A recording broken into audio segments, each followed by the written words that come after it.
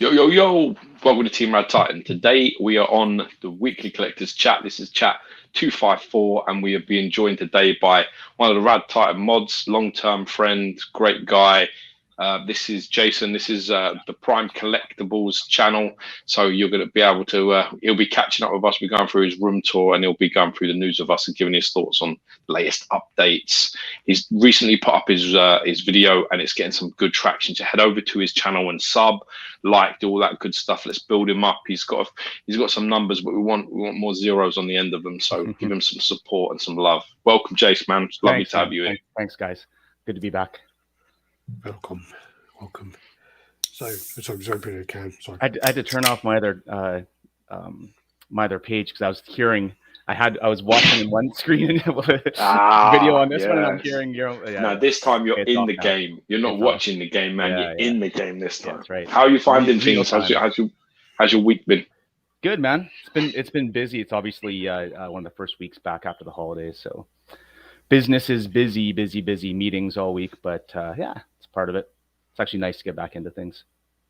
And your room tour's gone a bit. It's doing really well. So yeah, it's doing a lot better than even I was expecting. To be honest, it's nice. You're getting hit up, man. You're getting chirps now. That's what we call it over here in the UK. You're getting chirps up. People are chatting to you. Eh? People want a piece of you and everything now. A little. Must be nice. Yeah, nice. I hope it keeps going, man. Because you used to do your videos before in your apartment. You had like a 1-bedroom apartment, and then you had your stuff kind of everywhere.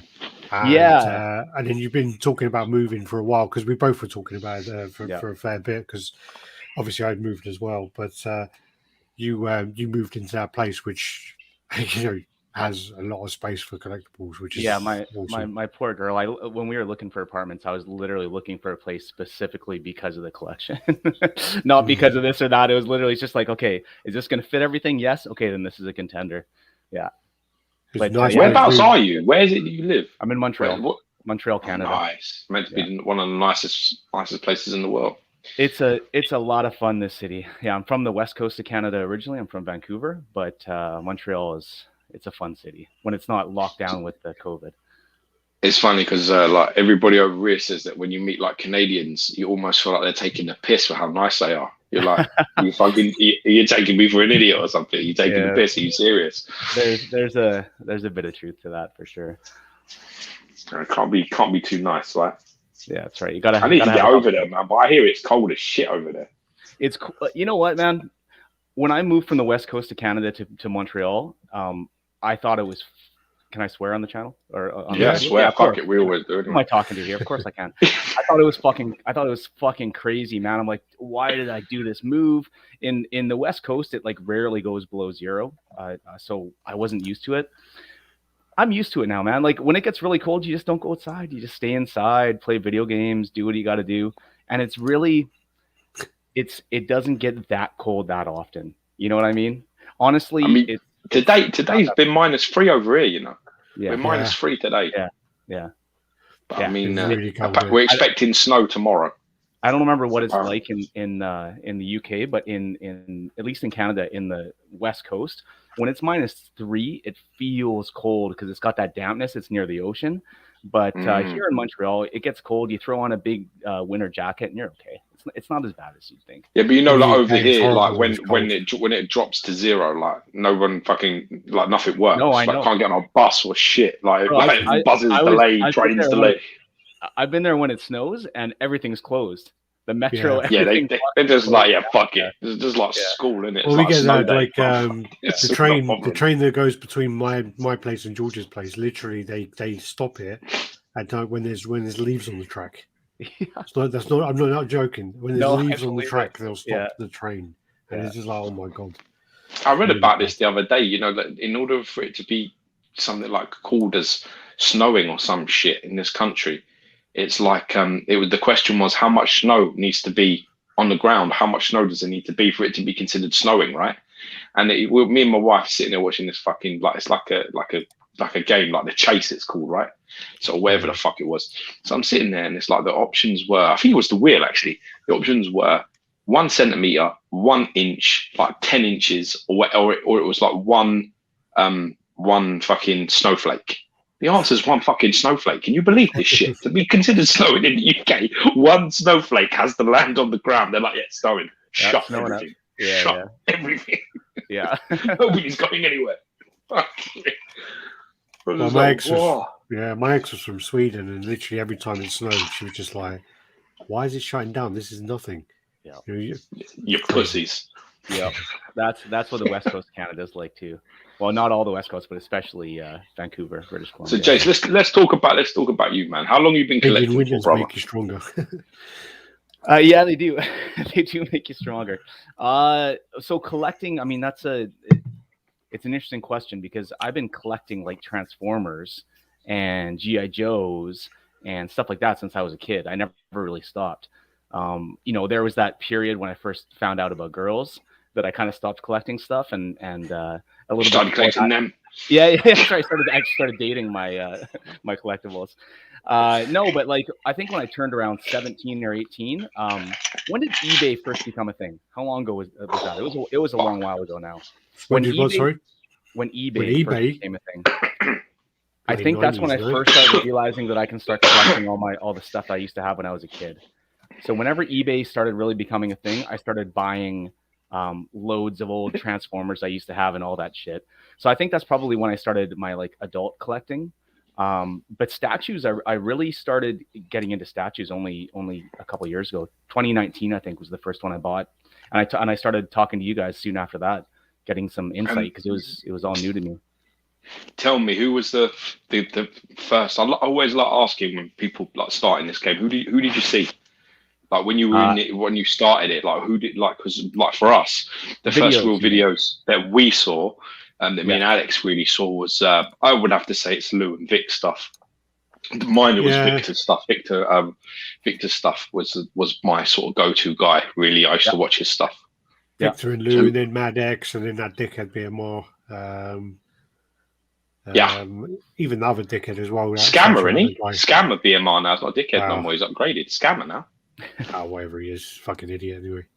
Yeah. Who was yours? I was following that situation. I think that one of the first was you guys. That's definitely why we started. Stop blowing smoke up our ass, Gary. No, it was you guys. It was Mr. X, Extreme Collectibles. Yeah. Soon after that, Batman Statue Collector. I'm trying to think of who else. There's some non-statue channels I started watching, like Mad Hatter. I really like his stuff still. But it was mostly you guys and Mr. X initially, actually.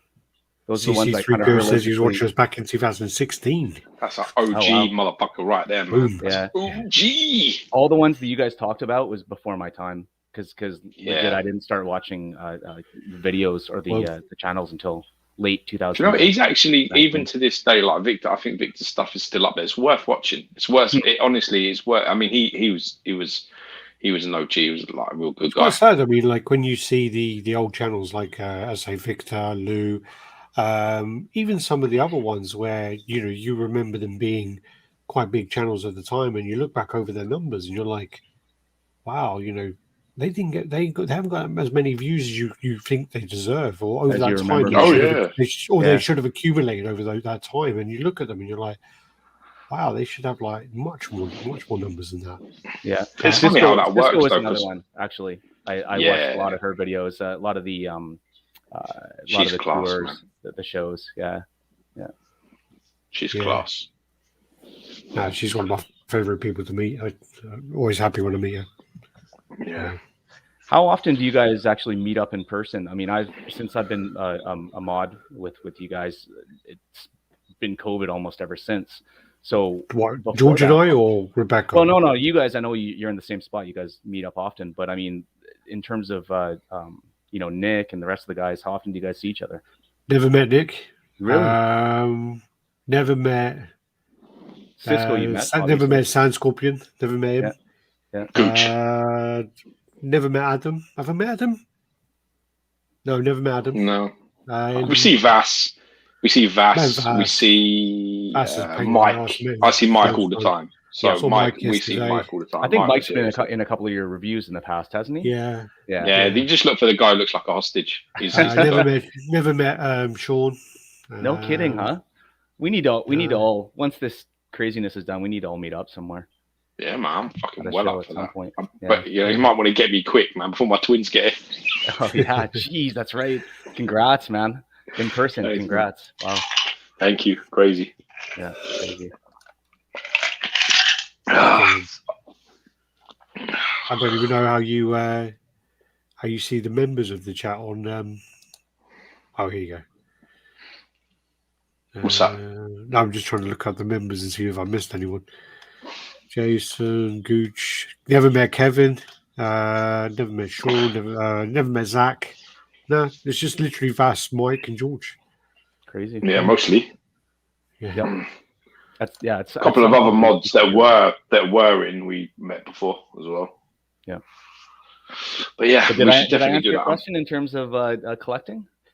I think you sort of half dodged it. Yeah. Sort of. Did I? I mean, yeah. I got the impression in a couple of years you've been into it. But I mean, looking at your the start of your part one of your house tour, we'll call it house tour. Yeah. Wait till you see part two. Part two has all the it has a lot of the old school stuff. So it has G.I. Joes and my Transformers and all that stuff. That's the stuff I've been collecting for a long time. Part one and the beginning of part two is statues. So but man, the videos before the did you? I don't know if you posted that one. Which one? Did you post that one where you got all the He-Man the figures and stuff like that? No, that's next. Yeah. Oh, because you said I think you when you yeah, come on, man. Fuck. No, because you sent me you sent me a video like 2 months ago or something with when you set them up. Yeah. You got the OG He-Man stuff. I have no OG He-Man stuff. I have almost a complete collection of OG Transformers Generation 1. I have a ton of OG G.I. Joes. I think my mom sold my He-Man stuff. I hope you fucking divorced her and don't speak to her again. My mom? Did I divorce my mom? Yeah, your collection here. Yeah, divorce her from being your mother. Like, I don't want to know you. At the time, I probably considered it, man. Dude, that's like fucking crazy. But I know your pain. My mother once gave all my comics to my neighbour's kids next door, and when I went in there to get them back, they were cutting them out. Like cutting panels and characters out. Yeah. Oh, it's not. I mean, I kept them in boxes, office binders and stuff, all kept in little sleeves and stuff. And literally, like, I come back and she was like, "You're too old to have that shit now. They've got them now." I was like, "You must have been gutted." Yeah. Let's just say that it's still a sore point. Yeah, I would imagine. that selling of a lot of my toys was a sore point with me and my mom for at least a couple of years. It's just funny, isn't it? People, I mean, it's like even when I did the channel, my mother was like, "Can't you just stay in the background, just let Alex do it?" I was just like, "Okay," it was like because I'm from like a different background, in my house it was always like sports, and I did the doors, so I did security on doors in bars and things. So it's a different person. My mother would, she would just be like, why? Do you know what I mean? She just wouldn't get it. She just doesn't get it at all. Yeah. She'd much prefer me caving someone in on a Saturday night rather than doing this, which is just crazy. It's just crazy. Dolls. Yeah, that's it. Like, look at this. She's just a bit like, I don't know. I don't know who that is. I don't get that with my family, but I got a lot of buddies that just don't get it. They're like, "What are you doing, man?" They come it's a shame they don't. It's a shame they don't really get it, because that, when you think about it, it means that they really never had any nostalgia for anything. They didn't care about anything. Yeah. Do you not think that sometimes when you talk to people? You're just like, did you not give a shit about anything? Either that, or they did, but they didn't want to show it because they wouldn't get laid. You can't bring girls home to this. You know what I mean? And then it got pushed down, and then they just were like, "Fuck it." They secretly see your stuff and they love it, but they're like, "I could never do that." Yeah, I would never get laid. How did your missus, your fiance, how did she kind of react to it? Because she must have seen you buy a lot of shit in the time you're together. All of it. So here's I'll tell you the honest truth. Before I met Sue, I had a bachelor pad and there was none of this shit up because I was bringing girls home. So you can't bring girls home and have this stuff. once I met Sue, and she was totally cool, and she liked this stuff, and she's down with all this. You know, she's really into anime. Then it started slowly accumulating. You could be you. And I was waiting for her to be like, okay, that's enough. But she's cool. She's totally down with it. When it started taking over the kitchen, that's when she was like, yo, either find us a bigger place or start getting this shit out of here. Yeah. So that's when we started house shopping. I was the same as well. I mean, because I had a load of comics and stuff, and I had a load of other stuff, but I didn't have any of the statues and things. And then I was with someone when basically I was then collecting the things, and then but I always had a separate room. Yeah. So for me, it was always in that man cave. We were always there, and then even when we broke up, if I'd bring people back, you know, it'd be like that door would be closed. You can hide it away. Yeah, exactly. Actually, most of the time I'd be a bit drunk anyway, so I'd just go, "Oh fuck, I don't care." Yeah. Show them anyway. I don't care. I'm gonna tell a really funny story actually about that. So this is the true situation. When I was living in Vancouver, I was probably 21 years old, maybe 21, and I was just starting to collect Transformers again, and I had them up in my apartment, and I was out partying all the time, and I brought a girl back to my place, and she was cute, and we were having a good time, and it was happening, and I brought her into my room, and she saw my Transformers. They're kind of set up on a shelf along the wall, and she goes, "What are those?" And I'm like, "Oh, they're just, you know, some Transformers I had when I was a kid. I started buying them again." And she's like, "Oh." And that was it. That was the end of the date. I started, you know, trying to whatever you do when you're 21. You lost it. Got a girl over, and she was just like, "I can't. I'm sorry, but I just can't get over this. Explain to me why you have Transformers up." And that was it. That was the end of it. And after that, I was like, "Fuck! I gotta hide these things. I can't have these things coming over." So then I did. I moved them into the closet for like. Basically, what that is the equivalent of when we call it over here is like killing your horse. You know, you got a massive hard on. Bye bye. There it goes. That's your hard on. Gone. Bro, I don't blame her at all. I get it. But thank God. I actually blame her quite significantly because I think that's incredibly superficial. I thought about it later, and at that time, I'm like, what would I think if I went to a chick's place and she just had My Little Ponies all over her room? It might take me out of the mood too. I might come in and Do you want me to tell you something, Jace? Yeah. I'd fuck a doggy style in front of her My Little Ponies. No problem. No fucking Jason problem. Would not 100%. It would not put me off, and I would spank her and make her neigh. I would give a fucking shit. I would not bother me at all. Honestly, it's like, you know, it's a funny thing. You know, my wife, right? Even to this day, like, you can't have any. You know, like when we're having dinner or something, right? We're sitting having dinner. You can't have anything on the television that's like, there's certain things just put her off eating. So, like, for example, if like Shark Week's on, that's it. She's not eating. Because she's like, everything tastes like fish. I'd be like, Jimmy, it's like a fucking pie. It's like beef pie. What the fuck are you talking about? She'd be like, yeah, but sharks are on. I can't eat this now. Yeah, but everything tastes like fish. And it's just a bit like, you're just like, Jesus, you know, I could eat that pie while sitting on the end of a boat fishing for sharks. I don't understand how the fuck that works. Watching somebody do surgery on the boat. Yeah, I'm the same. But yeah, I would just be like, this is not. I don't get the connection. The thing is that to be off put by certain things just does not happen to me. I know. I don't have it. Whatever. To each their own. It was what it was, but it was a funny story now.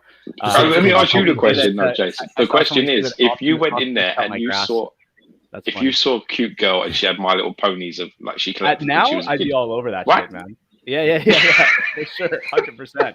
I think I might actually like it more. I think it'd be worse though, because there is that guy over in Asia, isn't there? With the biggest Barbie collection. I think that would be worse if you walked in and took like a girl and they saw that. That would have to be a bit of a libido killer, yeah. Might be. I don't know though. I'm quite lucky though, because my wife actually started this, so I'm actually safe. Yeah. Whenever things get a bit hot for me, I remind her that she bought the very first piece in my collection. Nice. What was it? Which one? She bought me the Bow and Thanos. Nice. The faux bronze one. Yep. She bought it for me for one of my birthdays. I didn't own a statue at all. I didn't have any statues. If she ever complains, you can always say, "Hey, listen." Well, when I got Doomsday and I had nowhere to put it, she was like, "What the fuck are you doing?" I was like, "Jen, just remember, you started this shit. Yeah. You started this. It wasn't me. I didn't have anything. Yeah. So it was your fucking fault." But yeah. It was the gateway drug. It definitely was. But it was for I think it was like I think we were sitting watching the Avengers or something. When he pops up in the Avengers and no one knew who the fuck he was. Yeah. My wife is like, "Who is that?" And I was like, "Yeah, it's this person, and this is what he did, and this is what it's about, and this is who he is, and this is why." And she was just like, "How the fuck do you know this?" And I was just like, "Yeah, I used to read this stuff when I was a kid. He was one of my favorite characters and all this." And then it was a bit like, then she found me the statue and bought it for me. That's awesome. I didn't even know who Bowen was. So she got to remember as well. This is before he was in the MCU as well. So. Yeah. So somebody asked if I. Sorry, go ahead. Go on. I was going to say somebody asked if I got the self-transforming Optimus, and I did not. I thought about it, but I actually, this is just my personal opinion. It's a bit of a tangent, but I don't like it. I don't think that it. I just don't think that it looks like I've got like masterpiece like $600 that are very, very detailed and highly articulate, and then you've got this one that just kind of looks like a block that transforms. I get it. The fact that it self-transforms is really cool, but it doesn't look. I'm not going to be making it transform all the time, right? It's just going to sit on my shelf and look like a block. So that's my thoughts. Sorry. So it's not a popular basically opinion, but... that's an OG Transformer opinion that probably would be very close to being true, because the real stuff is quite complicated. I mean, it was always too complicated for me as a kid. Yeah. I couldn't. I found Alex had them, and I found them impossible. Yeah. Just to break just to be fair, that new one is probably more complex in transformation than the old school Optimus. But and I have a lot of actual Transformers fans, like real collectors that love that thing. But not for me. Well, that was one of the problems XM had, is obviously where you're making these statues which are now got over $1,000, and the Transformer collectors are just like, why do I want a statue that big that doesn't transform? I don't get it. Yeah, we had a lot of problems with that. A lot of like people resistance. Just didn't get it. So why would you buy that? I don't get it. Yeah. So what are the pieces, Jace, that you primarily collect, bro? Oh boy. This we go for pictures on there too. Yeah, so I collect 1/3 DC.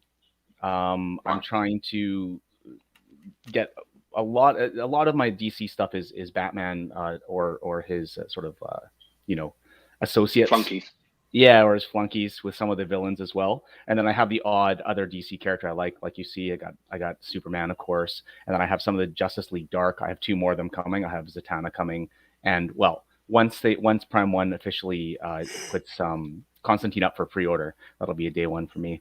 So that's some of that. As you can see, I mean, I'm running out of room there. I have the Prime 1 Berserk line, not all of them, but the characters I like the most. And then I've got some Marvel still in 1/4. The majority of it was the X-Men, which I've now moved over to the Iron Studios. 1/10 pieces for, and then that Daredevil with that Punisher, man. It's awesome. That's sexy. You know what, Gio? I got that Punisher because of you. Hey, I had the other Punisher, and you're like, dude, the Iron Studios one is way better. And I'm like, okay, I'll check it out. So I saw it up on eBay, bought it, and I'm like, I'm gonna compare it to the Sideshow one, and I'll see which one I like more. And there was no comparison. I put them beside each other. I actually liked that Sideshow one. I liked the portrait with the skull, and I looked at them and I'm like, no. I got a custom head for the Punisher, actually, the Iron Studios one where he's got that head. Oh, nice. Yeah, that would look. So he got it's the same head. The slick back head. I had a spare head, and there was like a scuff on it. So I had a spare head. I sent it to Ian, and he just painted it on there. Oh, that's awesome. So, that's the best of both worlds. Are you getting the Dulux version? No, I'm not. I just saw that. I'm not. Just the regular. I don't care about having all that other stuff. I just want to have the part I like the most is her in that whole thing, and I don't have a lot of room. The Deluxe had like a whole sort of like whole stage. And exactly. It's cool. Jason, your Iron Studios collection is absolutely marvelous. Oh, thank you. Yeah, I'm really happy with it. In a perfect world, I would have more room to display it. Obviously, dude, that is sexy as shit. I can't even tell you, man. Thank you. I love that centerpiece sort of thing with it. I just fucking love it. Yeah, it's really something, man. Well, congratulations on that. I'm really happy with how it all came together. That's for sure. Such a strong line. So long to put all those Transformers up there. Yeah, and that's the reason why the Iron Studios Sentinel. You can thank Jason, because that's the reason that he's in there with the Diorama Awards this year. it is. You got it. Yeah, I can trust your opinion. I can't listen to half the fucking clowns chatting noise about it, but I can trust you because you actually paid for yours. Actually have them? Yeah. Well, you paid for it. It's a big difference. Turtles. Yeah, this is some of the newer sort of figurine, like action figure collectibles that I have. These are really. They're very true to the 80s cartoon, which is awesome. This is NECA who makes these. I remember when I was a kid, man. I remember when the first turtle figures came out. Do you remember this? How old are you, Jason? I am 43. Oh, good. Then you're okay. You're in the ballpark here with me. Yeah. So when the figures came out, right, the first turtle figures, the first ever. Yeah. Yeah. They were sold in the UK. They were sold out everywhere. You couldn't get them anywhere, right? Yeah. So that's all I wanted for Christmas. Right? I actually think it was my birthday, because my birthday's the 12th of December. So that's what I was like saying to my mother. I really want like turtle figures and blah blah blah. And you remember that Donatello was like a darkish kind of brown. Yep. Yeah. Raphael was a little bit like they're all different colours. The turtles, all different colours. Yeah. And I remember under the tree, I had fucking the figures and that. You could feel them through the paper. I was just like, I couldn't fucking wait, right? Morning comes, mother usually used to get us up crazy early, like fucking 5 o'clock in the morning or some shit. So I get up and I rush over there. It's only fucking Splinter and fucking O'Neill, innit? Because the parents don't know what to buy, right? No. The turtles weren't nowhere. But she told me, she's like, they're all sold out. You can't get them anywhere. So she's like, these are the ones they had. And I was like... I remember I was really lucky because I was in Hamleys, and it's like a big place up in London with my grandma, and they literally brought out like a batch when we were there, and so she asked me to choose, so I think I chose 2 of them, and I think it was something like I got 2 of the turtles. I think you got Leonardo. Michelangelo and Leonardo then. But I remember what happened is while we were walking around, they did like a tannoy, and they said for the next 45 minutes, if you get 3, you get a special gift. Huh. So literally, I can't remember what the other one was. I had like 3 of them. I walk over to the counter, my grandma buys the 3, and then I got Baxter Stockman for free. Oh, that's awesome. Oh, so, which Baxter Stockman? The one with him as a fly? Yeah, the OG one, the fly one. The original one. That's awesome. So I always remember that. I still have all 4 turtles from when I was a kid. I have Splinter, and I have a couple others. They don't have their weapons, but I still have the figures somewhere. They're fucking awesome. Yeah. They were like big things for me when I was a kid. They were like, I don't know why. I actually believe that the figure thing was part of the statue thing. Yeah. I really do. Like that was sort of part of. I think so. I think when you're a kid and people get you figures, like toy figures, if you're into it, then you're collecting statues. 100%. That's where you're going. Like a big boy version of collecting. It is. It really is. Yeah. I feel like if that's your game, if like you were that kid who like you opened up fucking Skeletor with a big mechanical spider thing for Christmas, and you fucking literally nearly took a shit in your pajamas. Yeah. If that's how you are, then that's how this is, because it's basically the same thing. Opening it, the whole experience is exactly the same. It's funny you say that, because I remember when I opened my first statue, which was a 1/3 scale PCS Ryu. I got that same feeling as when I would get a toy when I was a kid and I would open it for the first time. Just that like, holy shit, this is, like something that you're passionate about in a tangible thing, like a real thing in 3D.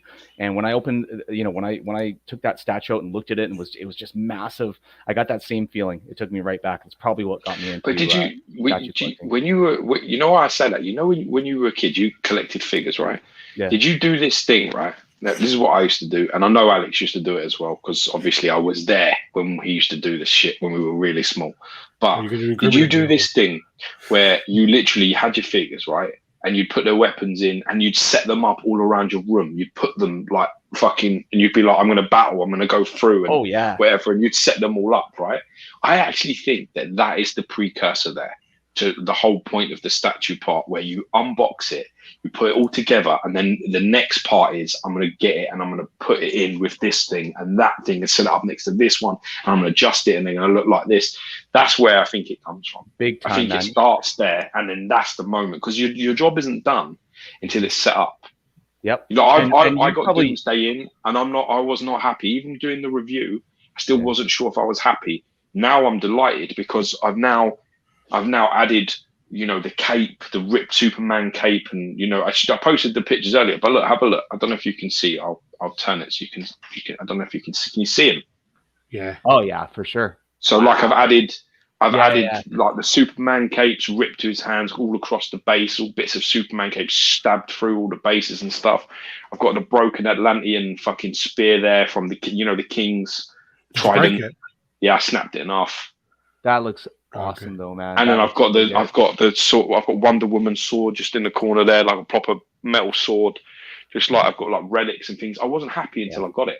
I literally until you had it all set up, right? Yeah, that's what I'm saying. I wasn't satisfied. Even in the review, I was just like, it's too dark, it washes too much, blah blah blah. I was just like critiquing. I was like, I don't know if I'm gonna keep this. Got it into my room, got it where it was, and then my boy was asleep earlier. I was like, right, now I get to play with my fucking stuff. Started fucking with it for about half an hour, 40 minutes. Got it the way I wanted, and I'm like, now I fucking love it. And I really shouldn't do reviews until that's happened. Yep. Well, we've done that before in the past, but so I got a super chat from Ben Grimison. So yeah, best gift ever was the Transformers when I was 9. I'll never forget it. Me too, man. Very first one was Skywarp, one of these planes, one of the Seekers. I remember my dad bought that for me when I was around 9 too, maybe a little bit younger. Yeah. And man, I'll never forget that. Yeah. I had this this plane. And it was big. It was really big, and it was like solid. It was like die cast. Oh, it was. And then you had Jetfire. It was white. Jetfire, it was Skyfire. white, and then you had like these red pots that went onto it. Yeah, Jetfire. It was because he was actually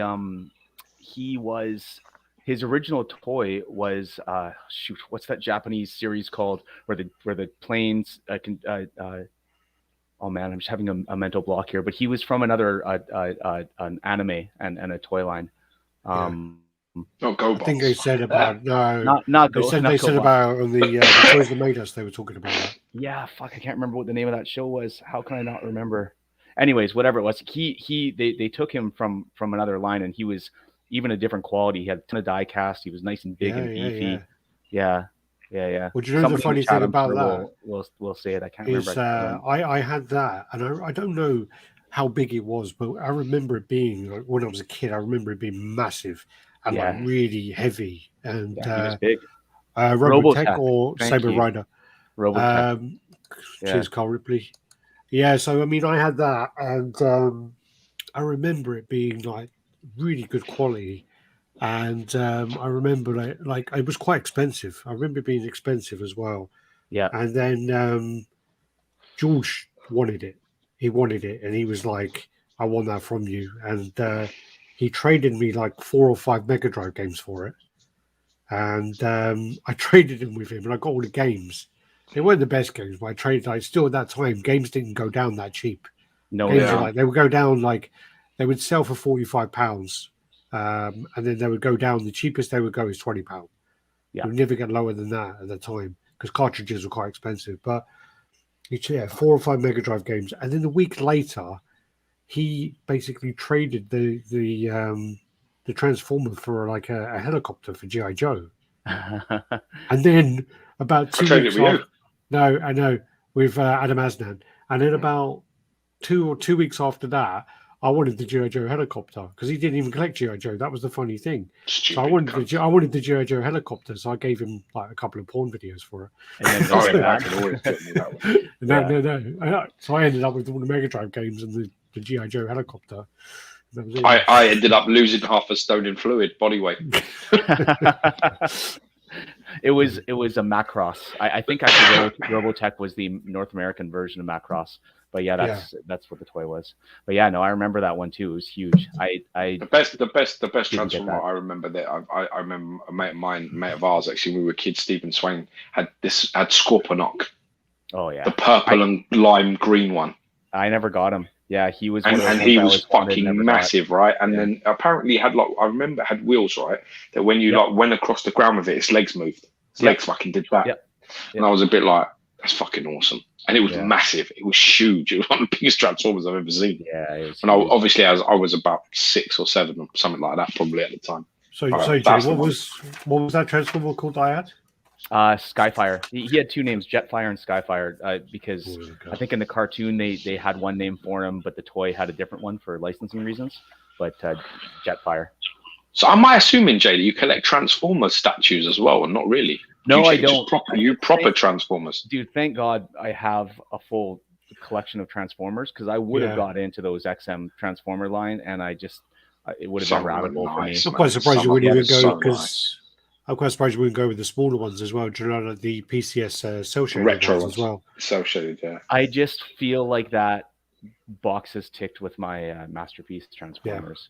That's why. But I do love them. I think they're beautiful. That's control, man. You've got to have some respect for the man. He's got some. Yeah. He's got some fucking control. Good, fair play to him. A little bit. What I was going to quickly say is, Gio, you probably noticed this because you have kids, but my little cousin, when we give him toys, he has like my old little army men. Remember those little army men that just kind of sat on their tiny little plastic? Yeah, of course, little green ones. Ninjas as well. I gave him all those, and I mean the kid is like 3.5 years old, and even he when he gets them, he sets them all up in a little ways, like puts them with his dinosaurs so that they're like in a scenario. So I mean, it starts early. It does, yeah. My boy's the same. I mean, for him, it's like dinosaur stuff. But I mean, he's watching like sometimes on YouTube people that repaint them, and he's already fucking. You can see he's my son. He's like handing me Spinosaurus, going, "Can we repaint this? I want it to look like the evolved one with all the colours." And I'm just like, part of me's just going, I could send it to Ian. How much could it be? It could be that bad. He'll fucking paint it. Look great. And then I'm like, but you can't touch it. Once it's repainted, you can't fucking touch it. I had a conversation with Ian about the He-Man ones, and he weren't too keen about repainting them. Oh, really? He's like, I don't know.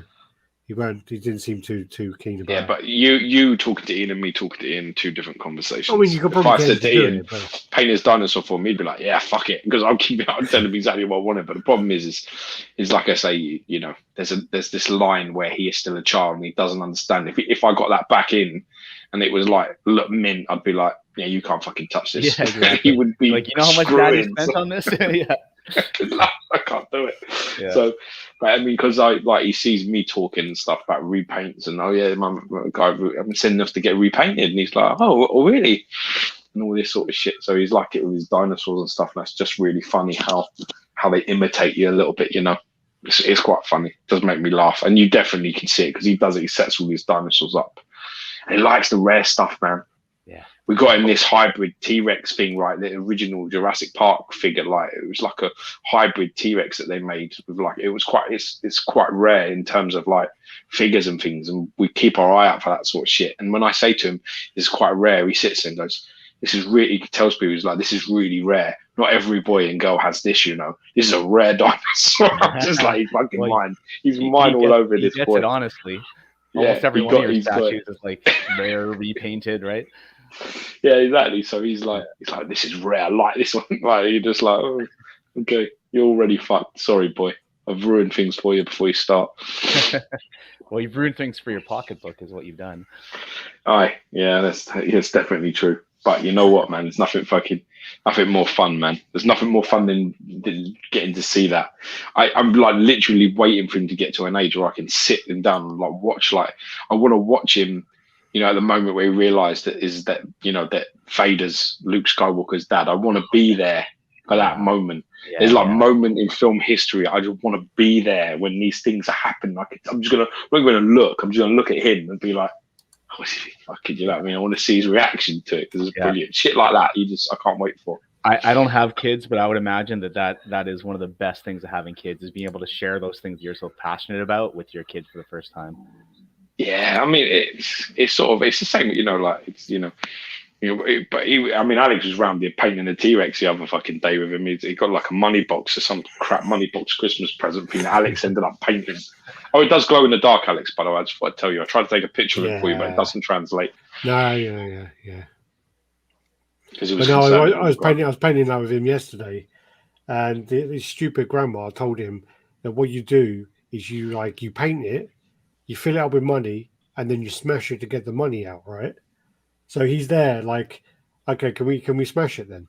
And we're like, you paint it, and then you put your money in it, and then we realize that there's actually a plug on the bottom of it, so you don't even need to smash it. So we're like, get the money out. And then so he's like going, oh, but yeah, then we smash it, right? And I'm like, give me the box a second. So I'm looking over the box, and I'm like, dude, there's nothing on this box that says you need to smash it to get the money out. You take out the plug. He goes, yeah, but Nanny said you smash it. I said, your Nanny's wrong. Once you paint it, you don't smash it. He's like, And then what he did, right, he goes, all right, can we paint it then? So we painted it.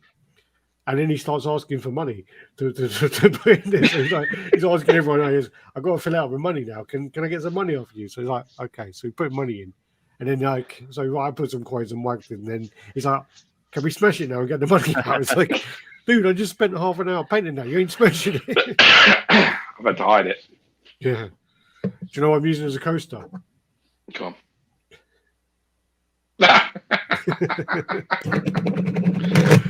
Yeah, man. The old Statue Awards. Robotech was a bastardized version of Macross, combining different series. Okay. Thank you. I didn't know that, but it makes sense. How's it going, Bogalots? Good to see you. Yo. Had a good delivery today. Just unboxed and catching the show. What is it? What did you get? Also, Edwin Diaz in the house. G1 Transformers are dope. Check out his room toy. Just put one out. Definitely check that out. Edwin Diaz. And then, would you want to go into your pre-order stuff then? If you can. Sure. Yeah. God. I mean, I've got one pre-order. Turn to look at it. I've got two. I've got one. I've still got that Thanos I still need to pay for. I keep forgetting to pay for. I keep putting it off actually, rather than forgetting about it. But yeah, so this. Dude, wait a minute. That's 6 across. 1, 2, 3, 4, 5, 6, 7 lines. Well, no, because if you look, that's nearly 100 fucking pre-orders, bro. Yep. Yeah, I'm gonna have to. If you look at the way you've done this, though, some of these aren't even on there properly because, like, on the top row, there's one missing where you've got like half of it there. Yeah, and then if you look down, those are ones that already came in. So okay. Those ones are whatever. So wait a minute. There's 6. I have a lot on pre-order. Obviously I'm gonna have to sell some as these come in. Some of them are small. Like if you look at the Mortal Kombat ones are just 1/10. There's a couple other 1/10 ones, but like it's very clear that I'm gonna have to move some as new ones. How does your pre-order thing work? Tell me, like from a company perspective, what makes Jason go, yeah, I'll have a bit of that?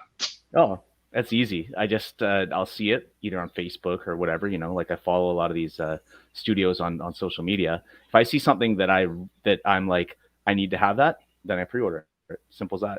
Okay, I don't think about space, I don't think about anything else. It's just clearly, Jace, you do that. So when we're talking about this, what's the most exciting thing on there that's coming your way? You like, what's your pick? Ooh. Okay. I got a gun to your head. One of them you can keep. Which is it going to be? It's got to be just one. Just one, motherfucker. I got the gun. Oh wow, you got that. Okay, I'm gonna preface this. I think that the most interesting one is the Wolverine in the glass. Like I think that's going to be the most unique. The what's Caleb one? Logan. Pardon me. The Caleb Scott. Yeah, exactly. That is not the one I'm most looking forward to, though. I gotta say that it's probably Last Ronin, PCS Last Ronin. The Turtles. There's a lot here that I'm really excited for. I'm actually excited to finally get Slan in from Berserk.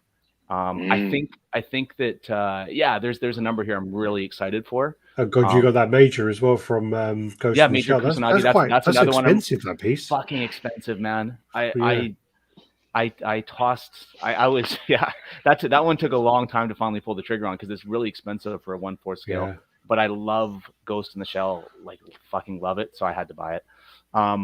It's got to be Last Ronin. I just think that is such a unique, cool looking statue. And what's that one on the second row? Yeah, the second one from the right, next to Sweet Tooth. When you do a second row, you have to do second from bottom or second from top. You can't do second row. Sorry, next to Sweet Tooth. Or that's what's her name? I'm just having a mental block right now. It is Tila?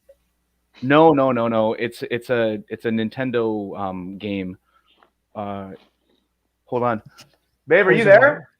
Sue will remember. Is it Bayonetta? Bayonetta. Thank you, God. It's Bayonetta. That's so funny, man. You know, sometimes like it's something that it's a word you say all the time. I should know that, but just like when asked. So do you know how many times I was watching the room tour and I was shouting at the TV going, "You don't know it's nightfall! It's nightfall! God damn it, come on!"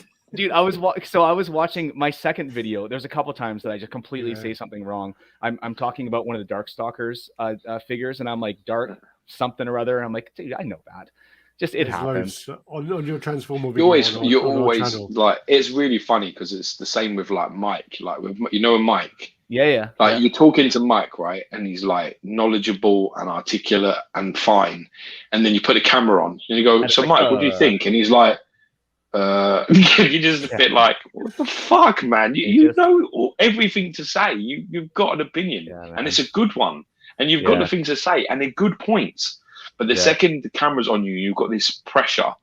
It's all of a sudden then it's a bit like, I think for some people, you just have to, it's that moment, isn't it, where you're not relaxed in thinking. And that's the difference. And I think partly, I don't know if I'm just getting old, but I find this happen anyways. I'll be in a conversation and somebody will ask me something and I'm like, "Oh yeah, my favorite movie of all time. I can't fucking remember the main character's name." Like it happens. Dude, don't fucking happen to me.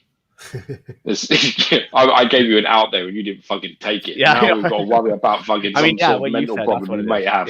We might have a fucking disorder. We might need to go see the doctor. Might be. You might have, what's that fucking shit called? You might have like the start of that fucking thing where people actually Alzheimer's. Let's hope not. Jesus Christ, it's like let's hope favorite movie of all time. You can't remember the main character. Shit, I'll fucking shoot you in the head just for getting that wrong. It's happened. What is your favorite movie of all time? Let's go. Favorite movie of all time is Blade Runner. OG one? OG, yeah. Deckard, if you are going to ask me and quiz me on what I was about to, but you know what? I'm not really good with Blade Runner. I've seen it a couple of times, but do you know when I saw it once when I was a kid and Rutger Hauer scared the shit out of me, cut his head coming through the fucking wall when I was little. Yeah. And I've got to be honest with you, it was a little bit fucking concerning. I must have only been about 5 years old. Yeah. But I remember coming in and he was like chasing the fucking dude, and you know what I mean? It's quite dark. And he was like, I remember him busting through the wall and being quite happy about being busted through the wall. And he scared the shit out of me when I was a kid. Yeah, because he's lost all his other people, so he goes fucking mad, doesn't he? Yeah. His character. But you know when the most scary films are ones that you have no reference for. So when you walk into a room and something's happening and you have no history, it's fucking more terrifying. Yeah. Like I remember the first time I saw the American Werewolf in London, the transformation scene, I woke up and it was Saturday morning and I walked into my front room and it was on and he was changing and I didn't have any reference of what the fuck was going on. I just remember being like, what the fuck is that? And I don't remember how old I was. I think I was young as well, but that scared the shit out of me. I got called into the lounge when I was about 6. And it was the scene in Dawn of the Dead where he gets the top of his head cut off with a helicopter. It was literally that explains a lot. That explains a lot of damage that you've been. And all of a sudden, chops off the top of his head. I was like, "Thanks, Dad." Yeah, awesome. But it's true though. It's the lack of context that's really that scars you. You don't warm up. Yeah. You don't warm up to anything happening. You see, it's the shock of something like that just happening.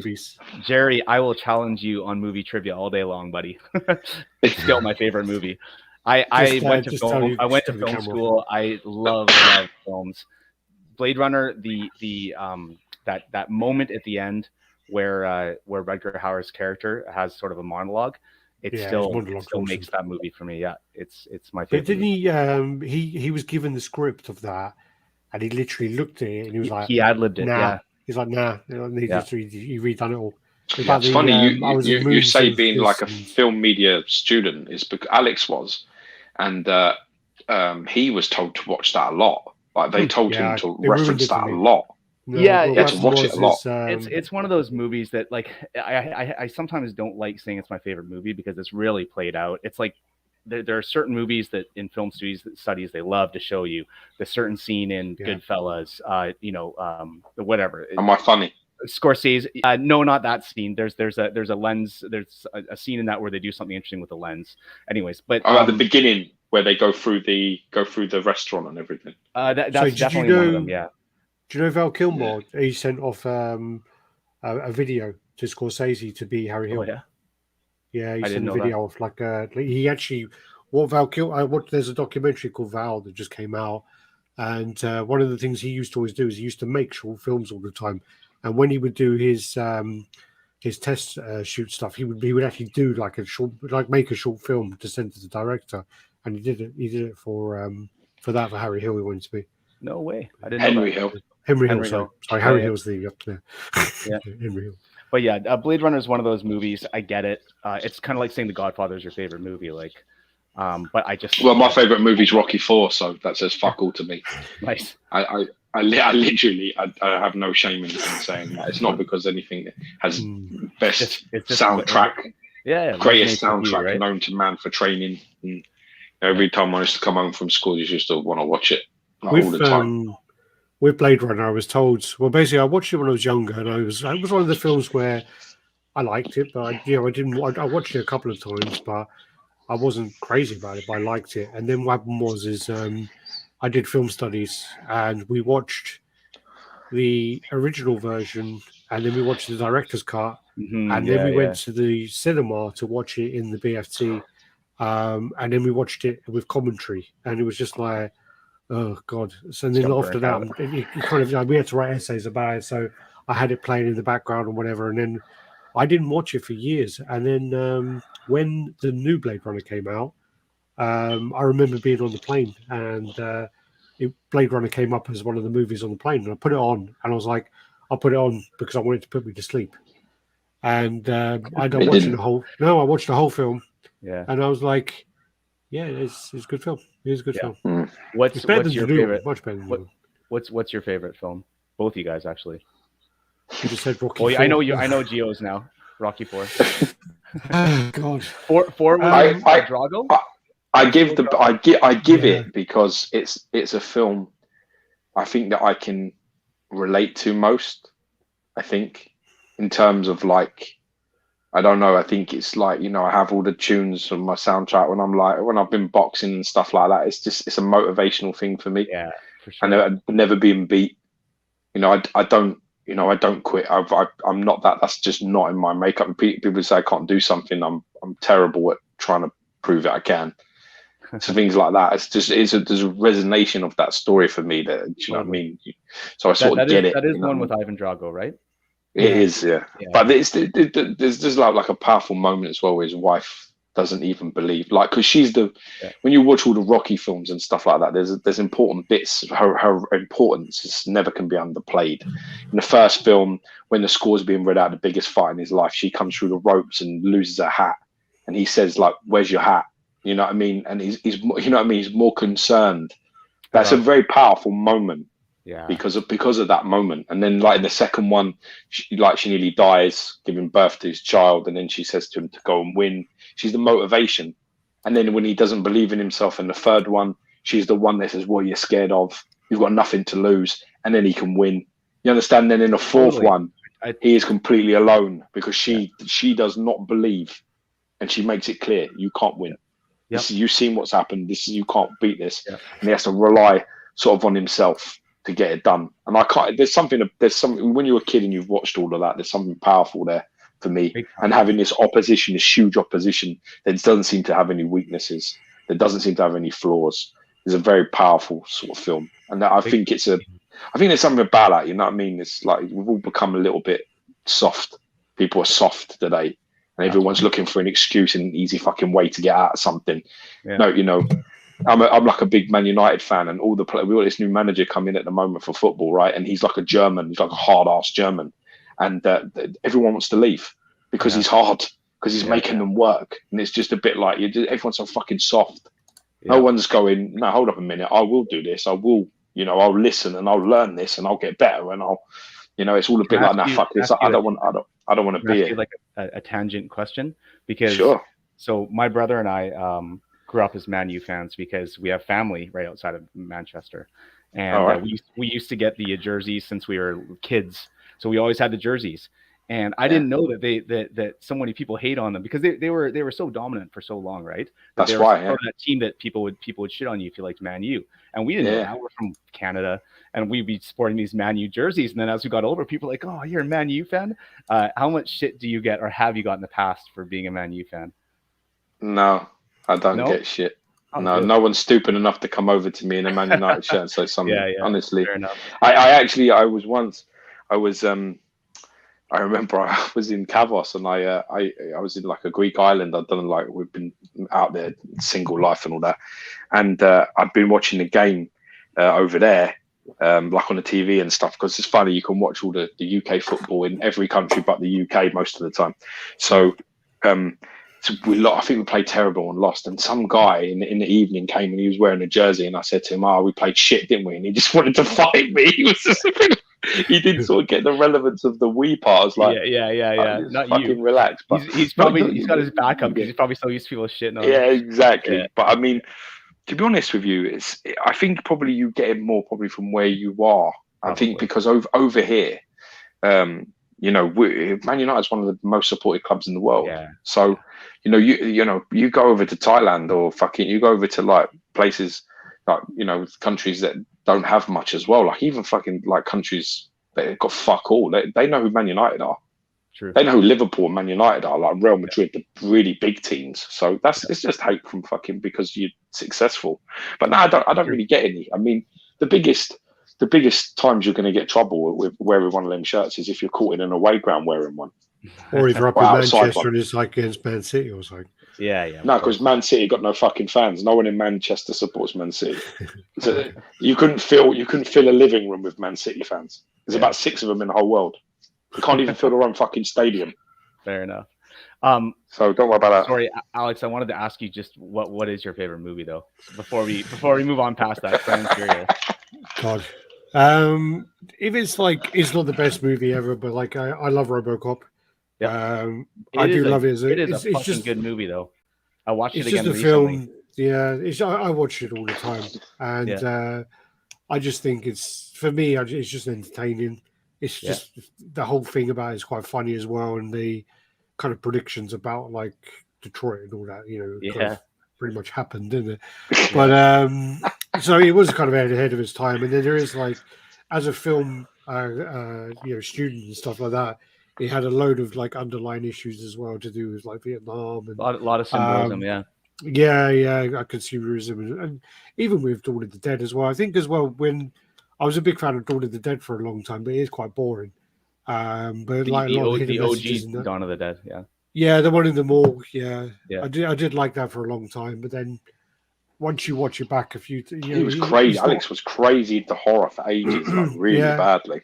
I had a video store next to my house, and it was like £1 to rent a video, and you would get it for a week. You get it for 7 nights or 7 days, whichever way. And my variety video. I can't remember. No, variety video was across the road. There was Double Vision or something, and it was the one on the same side as the Decents, but before Decents, closer to my house. And so this guy was a bit weird, and he worked with my mum, and he used to go there on like a Saturday night, and he would literally rent 5 to 10 movies every week. On Monday morning, he would bring them to work, and he would give them to my mum and say, "Oh, you know, you can watch them and take them back on Friday, whatever." So then I'd just have all these really bad horror films, and I'd watch them all. I'd watch every single one of them. One of my good friends, we used to go out, and we used to go to a lot of rock bars. And a lot of rock bars, they would play like horror films on the TV all the time, and it'd be like really obscure horror films. And I would always be like, "Oh yeah, that's Puppet Master," or that's Puppet Master. I think that's the second one or the third one, and I know the film. And my friend would like go to the bar and go, "What film?" And they'd say, "Yeah, it's this," and he'd be like, "How the fuck do you even know that?" And then he used to do my Halloween. Bad on horror. He used to do my Halloween makeup as well, and he goes, "Oh, I'm doing this like makeup where." This guy, he's got like a pulled face and blah blah blah and whatever else, and it's got Edward Furlong in it, and he's like he gets pulled into a video game, and I was like, oh, is that the prankster? And he's like, yeah. He goes, how do you know that? And what's that movie called though? Prankster was the villain, but is it Videodrome? No, it's not Videodrome. Videodrome's a fucking awesome movie, but it's yeah, I know the film, but it's the one where he's even the games are on disc, and he's killing people in real life, but he thinks it's a game. Yeah. And then there was and then another one as well where my mum actually won a videotape called Freaked with Alex Winter. And what happened is because Bill and Ted was so amazingly popular, Alex Winter was given a load of money. He did a MTV show. It did well. It did okay. And then he was given like a blank check to make a movie. And he made this movie called Freaked. And it never really took off in the UK. I only saw it because of the fact I got this videotape, and it was so obscure. And it's got Keanu Reeves in there. It's got Mr. T in there. It's got these like big names in there. And he's basically he goes to gets taken, and they put like some mutagen on him, and he gets turned into like half gremlin and stuff. And the makeup is actually really, really good. But yeah, my friend again was telling me about he wanted to do this Halloween makeup on me and telling me about it. And I go, oh yeah, that's Freaked. I've got that on VHS. And he's like, what? How the fuck? He's just like, you're the only two people who've ever seen this movie. Yeah. Okay, there's about 6 people that have seen it. No, I don't even think George would watch it with me. Like I had it on video, and I don't even think he'd watch it. No, quite funny bit. I am always open to suggestions for obscure, weird movies. So send them over if you have them. I watched Fight Club the other day as well. Fight Club's a great film. Fight Club's a great film. Dude, you realise that suggesting Fight Club anywhere is just a bit like, it's not as masculine as it made. There's like loads of dicks in it. It's constantly showing you a penis all the way through that film. There are some little subliminal dicks in that movie. Of big throbbing cocks in it. Yeah, just so you know. Just putting out there. Yeah, no, I remember Freak's nosy sucked my dick, and the worm. That's what happens as well. Is there's this bit where they break into the science lab at the end, and then they still they're trying to work out how to escape and whatever, and then the guards or whatever come back as these 2 eyes, they're called the Rastafari's, and then they find these cakes. Yeah, they're like these 2 eyes, and they got the machine guns, and they got like Rasta wigs, and they're like, Rasta, you. And he goes like, it doesn't do a really bad Jamaican accent. He goes, when they capture someone, they're like, man, you go to the den. Yeah, man, when you go to the den, you don't come out, man. So like that, they take them. But when they come, anybody wonder why I'm not going to sit and watch this with him? But there's a bit though, at the end go ahead. The bit when they go to the lab at the end, and then they steal these cakes, and they go back to their den and whatever, and they're trying to work out, and they all eat the cakes, and then the worm guy is like, I don't like macaroons or whatever, I'm not going to eat them. And then at the end, they all find out that was the cure, and then the worm comes out. They're going, oh, everyone, back to normal. Ricky Coogan, whatever, come out. And then he comes out, claps, because on some weird talk show. And then the worm comes out, and he's like, and blah, blah, blah. And he's like, yeah, this is like the worm guy's going, no, it's ridiculous. All because a man don't like macaroons. He's still a worm. Anyway. They had real circus freaks as actors in that movie, didn't they? Was there something like that? No, I don't think it did. No? Okay. Probably did. Fucking don't ask him that question because he wouldn't know anyway. Yeah, it was funny anyway. He would watch it and laugh. Nah, fuck that. But yeah, so even though it's not the best for RoboCop, I can watch RoboCop quite a lot. And then obviously like Terminator 2. You've given your answer, fuckface. How long do you want? That's it. Fuck off. You started talking about football when he asked you, dickhead. That was my fault. How far did you want to go with that? Jesus, like you went from literally RoboCop to somehow. No, because you said about me watching obscure horror films. I never said that. You said that. Thank you. No, you said it, you dickhead. I just said you were into horror. You were like crazy into horror films for ages. We were actually quite worried about you, all of us, for a while. Oh, well. Got incredibly dark for a bit down there. Yeah, that is the one I was thinking of. One that he mentioned. Oh, okay. All right, should we move on then? All right, so George just got in his dark side. Doomsday. I didn't, because his name's Doomsday, and you seem to never know the difference between these two. No, I keep doing that. Because I'm not DC. Yeah. Got in XM Doomsday. Yeah, I got him. I've had him on order for a while, but I finally paid the shipping and got him in. So this is the, insert that you get. You get the plaque for like the limited orders, ordering early and all that shit. Yeah, it's nice. And then so it's just one layer. This is some pictures have like a little bit of flash, so that you can sort of see, because it's very hard to actually, some of this in the wrong kind of lighting, it's very difficult to see all the details there. But it's massive, man. Oh. It's a big old piece. He broke my arm, that photo. Look phenomenal. Yeah, the details are good. The texture in his skin. Yeah, I mean, it's like crazy. I mean, you could definitely use it as a pumice stone, that fucking thing. You could get off any verrucas or warts on your feet. You'll rub it with that. They'll never come back. But yeah, I mean, it's got the Daily Planet logo and all of this sort of business. The globe that they have outside the building, it has a Daily Planet like spinning round it in the DC. I think that's what it is. It's like smashed to bits, and he's standing on top of it. These photos are quite lucky because they have good lighting on this piece. When I unboxed it, I was quite underwhelmed by how much they'd washed it, how dark the wash was on it. Yeah, when I walked in, basically, George's wife was like looking at it, and she's like, "What do you think of it? It's a bit dark, isn't it?" And I was like, "It is actually a lot darker than I remember from the prototype." And then I think I was even winding George up by the end of the day, and I was calling it Doomsnight because of how dark it was. Yeah, it's really like a fucking chimney sweep. Yeah, but it looks. It looks good now, the way you've set it up. Yeah, but once you get the light on it, and you've got a light from down pointing up at it, you can see the sort of colours a lot better than because he's lunging forward, downlighters are fucking useless. It's no good, because literally all the light, his pose blocks out all the light from the front. So his front and his head all look dark. And then, so you shine the light on that, sort of looking up at it, and it's like, Jesus, look at all that detail, look at all them colours. Looks amazing. But you really need the right lights on this piece. This is not a piece, if you've got a down light on this, but it's pointless. Absolutely pointless. Because the whole underside of it is going to be so dark. It all sort of moulds into one colour. Which is, it's just a shame. But like I say, if you light it correctly, you're laughing. Sculpt-wise, it's really there. And like I say, I added some textures and things. I always have ideas before I buy pieces anyway. So this after. So that's what I'm talking about. That cape really breaks up the colors as well, which is awesome. Yeah, but you can see what I mean. So look at the first picture, right? That first picture there is just I've got spotlights in my room, warm spotlights, and that's it in a lit room. You can see literally his legs, his chest, all underneath his arms. It's all just a bit the same. It just all looks a bit browny. It don't look right.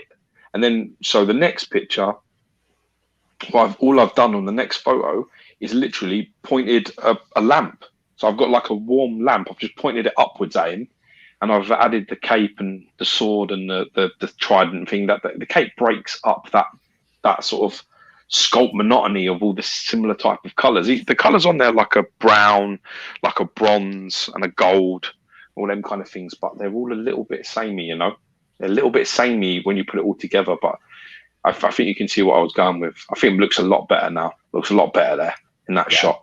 It pops. Looks really nice. The movie was called Brain Scan, by the way. Was what? Brain Scan. The movie was called Brain Scan. Yeah, that's right. How's it going, Josh? Yes. So yeah, really happy with that. I think them little bits of cape really break up that monotony on it, and obviously adding the Wonder Woman sword there, which you zoom in behind his foot, you can sort of see it there. Yeah. And then I've broke the trident is on the left foot, it's snapped in half. Half of it's like up. Go into his zoom in. See if you can see it. So zoom in there around that foot, so you can see that half of the trident's going across one bit, and the other part's going out around the back. So it's like he stamped on it enough. There it is. There's the bum of it. You can see a bit there. Yeah, that's it. That's the back of it, and it's snapped, and the other end is going up behind his foot. And the sort of big what do you call it? I don't know what you call them. The spear part is all sort of near his foot. So I wanted it to look like, I didn't want it too far away. So I wanted it to look like it just snapped it, stood on it, snapped it in half. Obviously, the sword's on the other side. I think it looks better. I think it. What's that there? Yeah, it adds more interest. Someone wanted to ask you a question because they weren't going to be on, because you mentioned something last week, so something different anyway. Okay, go on. What's the question? Oh, no, it's just a question from Brad. He said he weren't going to be around today. So he was just saying, my question for Gio is, he said in the last episode that his new rule for 2022 is to wait for a PO statue until the collectors get it in hand so he can see the paint job. Good rule. However, what will he do with custom statues, which normally have a limited PO window? I already answered for you. I already told him that, but yeah. I won't be buying. I said I would ask him. Yeah. It's not that. It's just that, I mean, really, there's very few custom operators at the moment that I can trust to deliver what they promise anyway.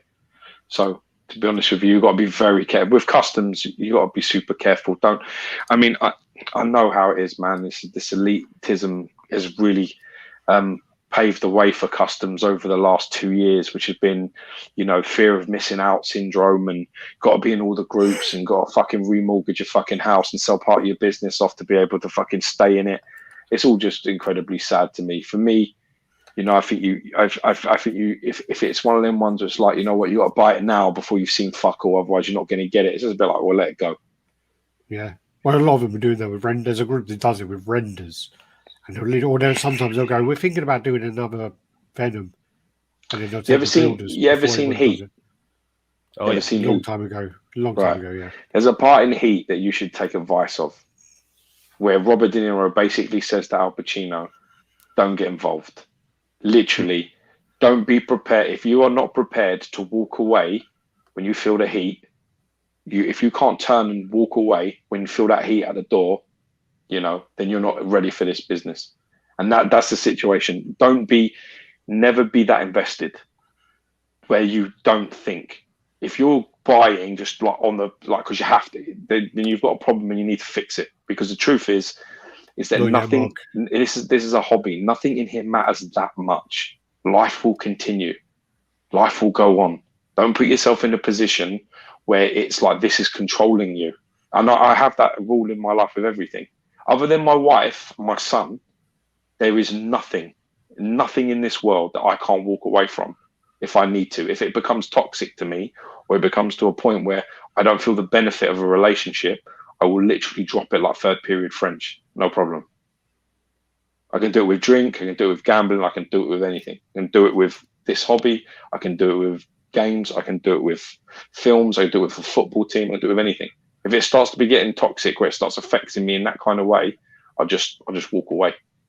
I can do it with people. Ask my wife; she'll tell you I'm absolutely lethal at it. Alonso says, "It's your fault he hasn't pre-ordered the Nightcrawler yet." Why? Why? Not talked about Witcher yet, Jeff. Or the thing is as well, though. Like you can testify to this. You don't need to worry with Sideshow. Ain't nothing selling out. Yeah. Ain't nothing selling out. They've gone a completely different way at the moment. They're doing minimal exclusives, and if any, and the edition sizes are going up. So what are you worried about? Yeah. What studios do you think, not unlicensed, but which studios do you think you do still have? There is still a window. Like Sideshow, forget it. You'll be able to get it, whatever it is. Yeah. Prime One, man. Even Prime One, you'll be able to get it.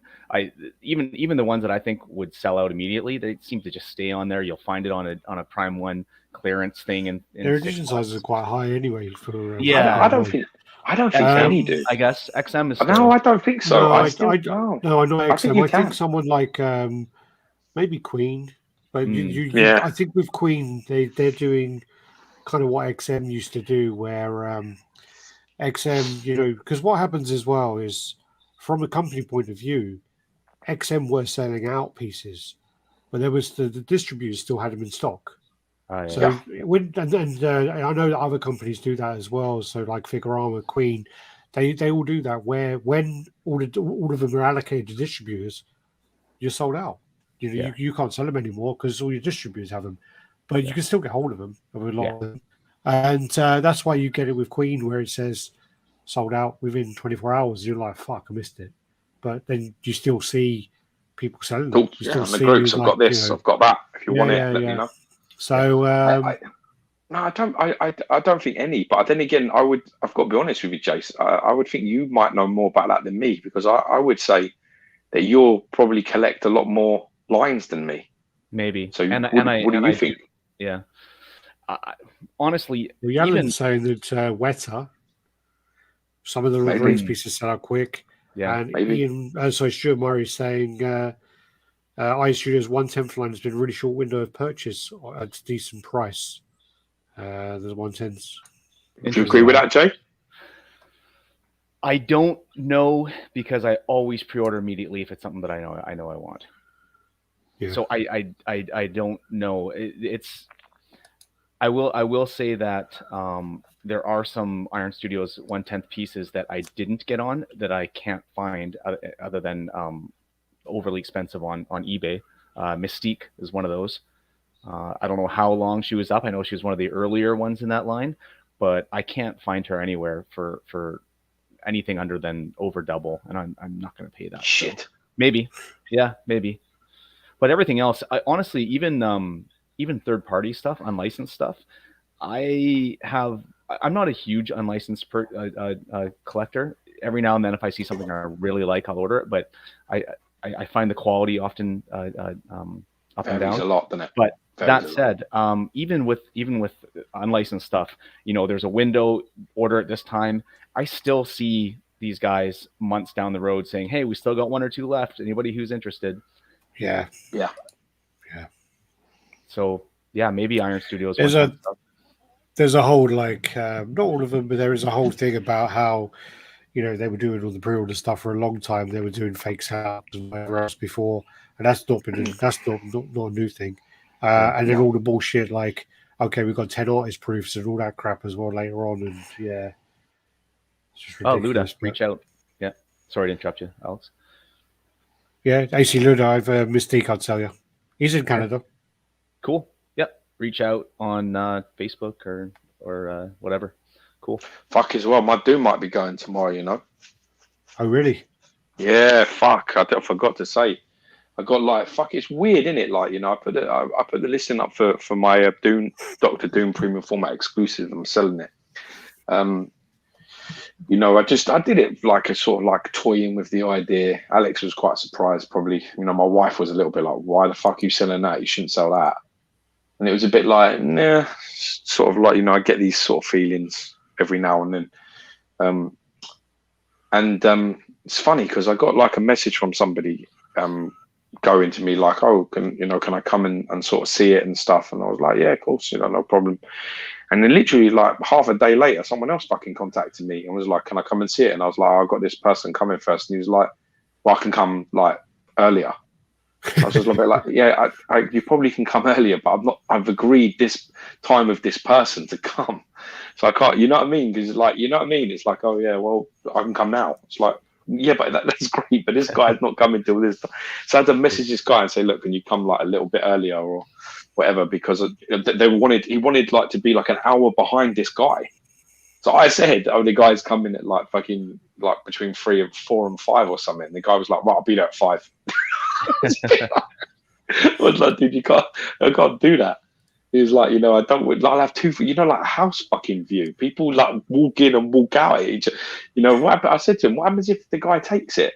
He was like, "Yeah, that's a risk I'm willing to take." I'm like, "No, I'll try and get the guy, I was like, you come up 5, that's fine." And I tried to move the guy earlier along. But it's just like, he's bothering me, this person, now about it. So it's just quite funny.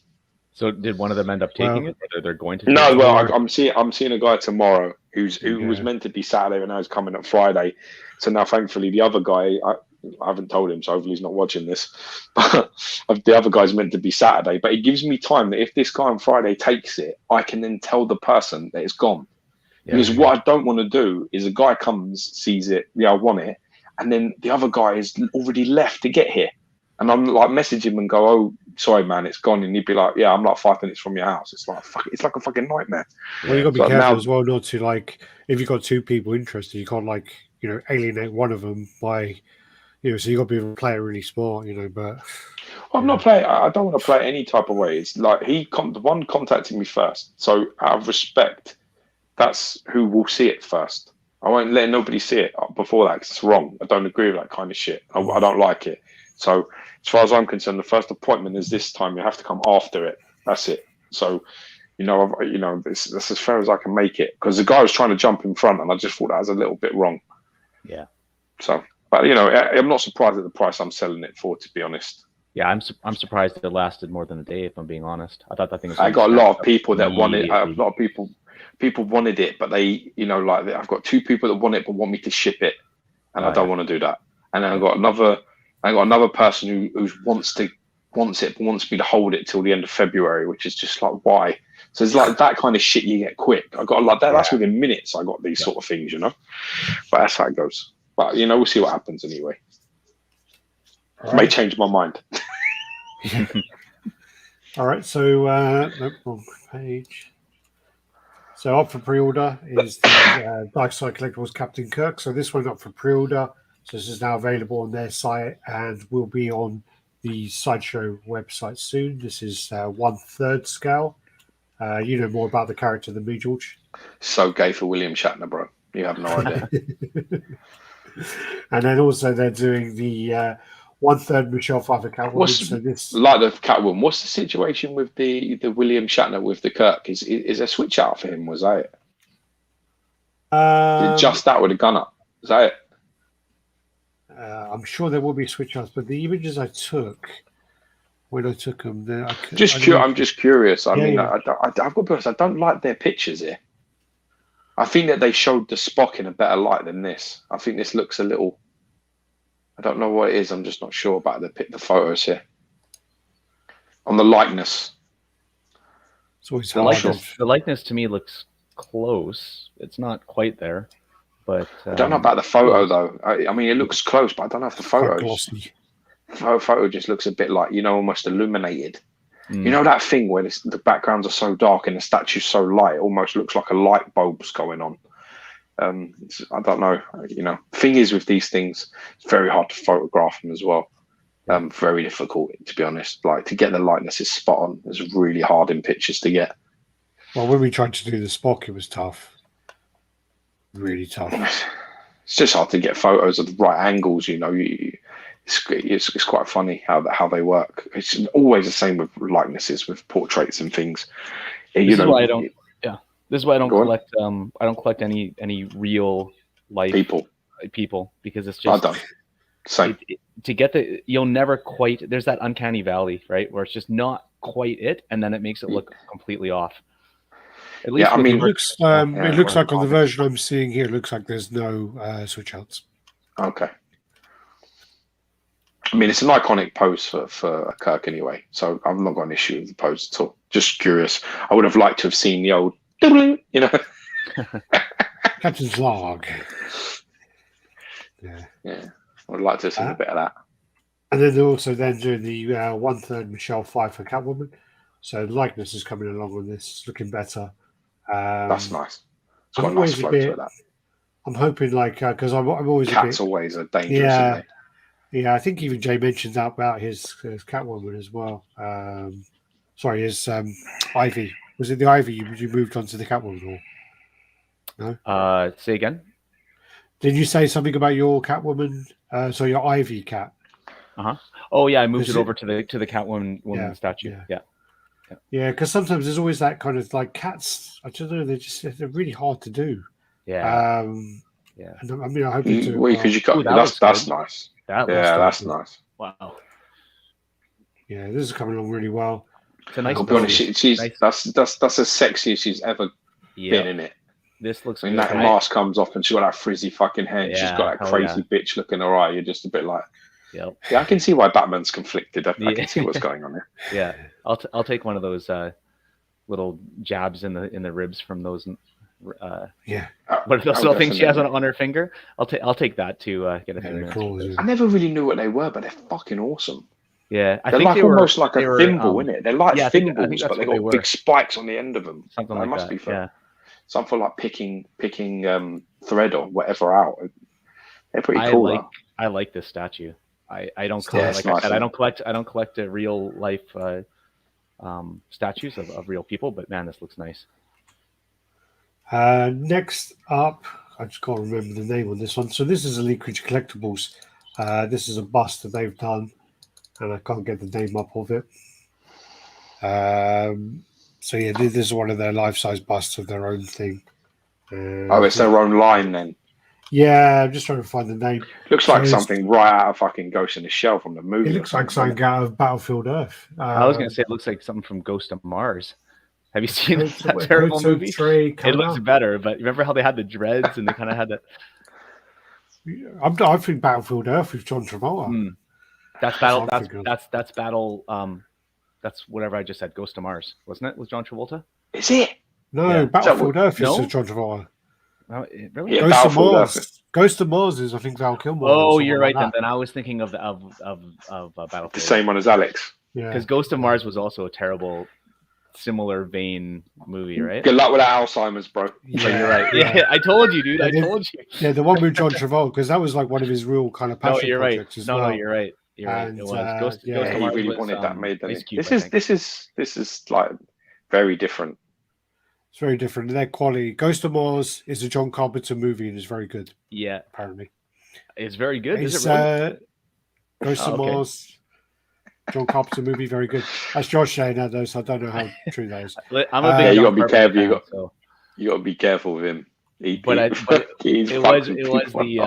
the John Travolta one that I was thinking of. That was. And is that with Val Kilmer, Josh? Because I've got Val Kilmer in my head for some reason. But yeah, this looks pretty cool. But I mean, their stuff. I mean, their busts. I've got to be honest. Anybody is nobody else thinking she looks like she's holding a fucking hairdryer, like Dyson 6.0. Is no one thinking like this? Like I'm thinking like she's like a steampunk hairdryer. She's like sort of looking in that almost like a Vidal Sassoon fucking hairdryer advert in the future. It looks like she's gone to Michael's missus to get her hair done. Michael Bogle's his missus does hair like that, where she dyes them all different colours and things. When I say good, I mean campy kind of good. Oh, now he's backtracking. Ghost of Mars and Ice Cube and Jason Statham. I still have to watch it though. I love John Carpenter, and that's one I haven't seen of his. So there you go. Then this is the Bruce Lee, which was getting a little bit of stick about not looking as good as the first prototype shots. That doesn't look like Bruce Lee to me. That looks fuck all like Bruce Lee to me. Yeah, that looks like nothing like. Honestly, that looks like nothing like Bruce Lee. But then the video that's. Do you know what that looks like? Do you remember like I can't remember, probably about 15 years ago, there was all the imitations like Bruce Lee, and all that sort of shit. Do you remember where they had like about 4 of them? They were like basically the next a bunch of Bruce Lee movies, but they were not actually Bruce Lee. They were not Bruce Lee. They were Bruce Lee, and you know. Brucey Lee or whatever the fuck it was. I mean, that's that guy. That's Bruce Lee. I don't think these look that bad, but I did see those pictures that you're talking about, Alex, and some was not quite right there. Is it the DT? I think DT might have reviewed one of these, maybe, and I think it looked quite good. Yeah, the hand. If it looks good, the hands and arms look awesome. A review is the best sense of like a person. Because photos, it's angles, fuck everything. If it's not right or the hair's fucked or you've got the wrong angle of the shot, it doesn't look like nothing like the person. Yeah. Right. So I would trust the review. If you're looking at, if DT did the review and his stuff is very, very clean. So if it looks good there, then it'll probably look good in person. Yeah. This picture came up. So good. I don't know where this is. It's like in the middle of a department store, just sitting there. But this looks fantastic. Is this life size? Yeah, that's what I was wondering. No, it looks life size. No, it's the angle. It's the angle. This is on like you can see those white ones are like a table, and then obviously the floor's then brown, and it's like it's on the table. And they're looking kind of down at it. So this is the Prime 1 piece then. Yeah. Oh, this looks so nice. I listen. So nice. I love Fist of the North Star. I just can't go down a whole new line like that. I play Call of Duty. I play Warzone religiously, and one of my best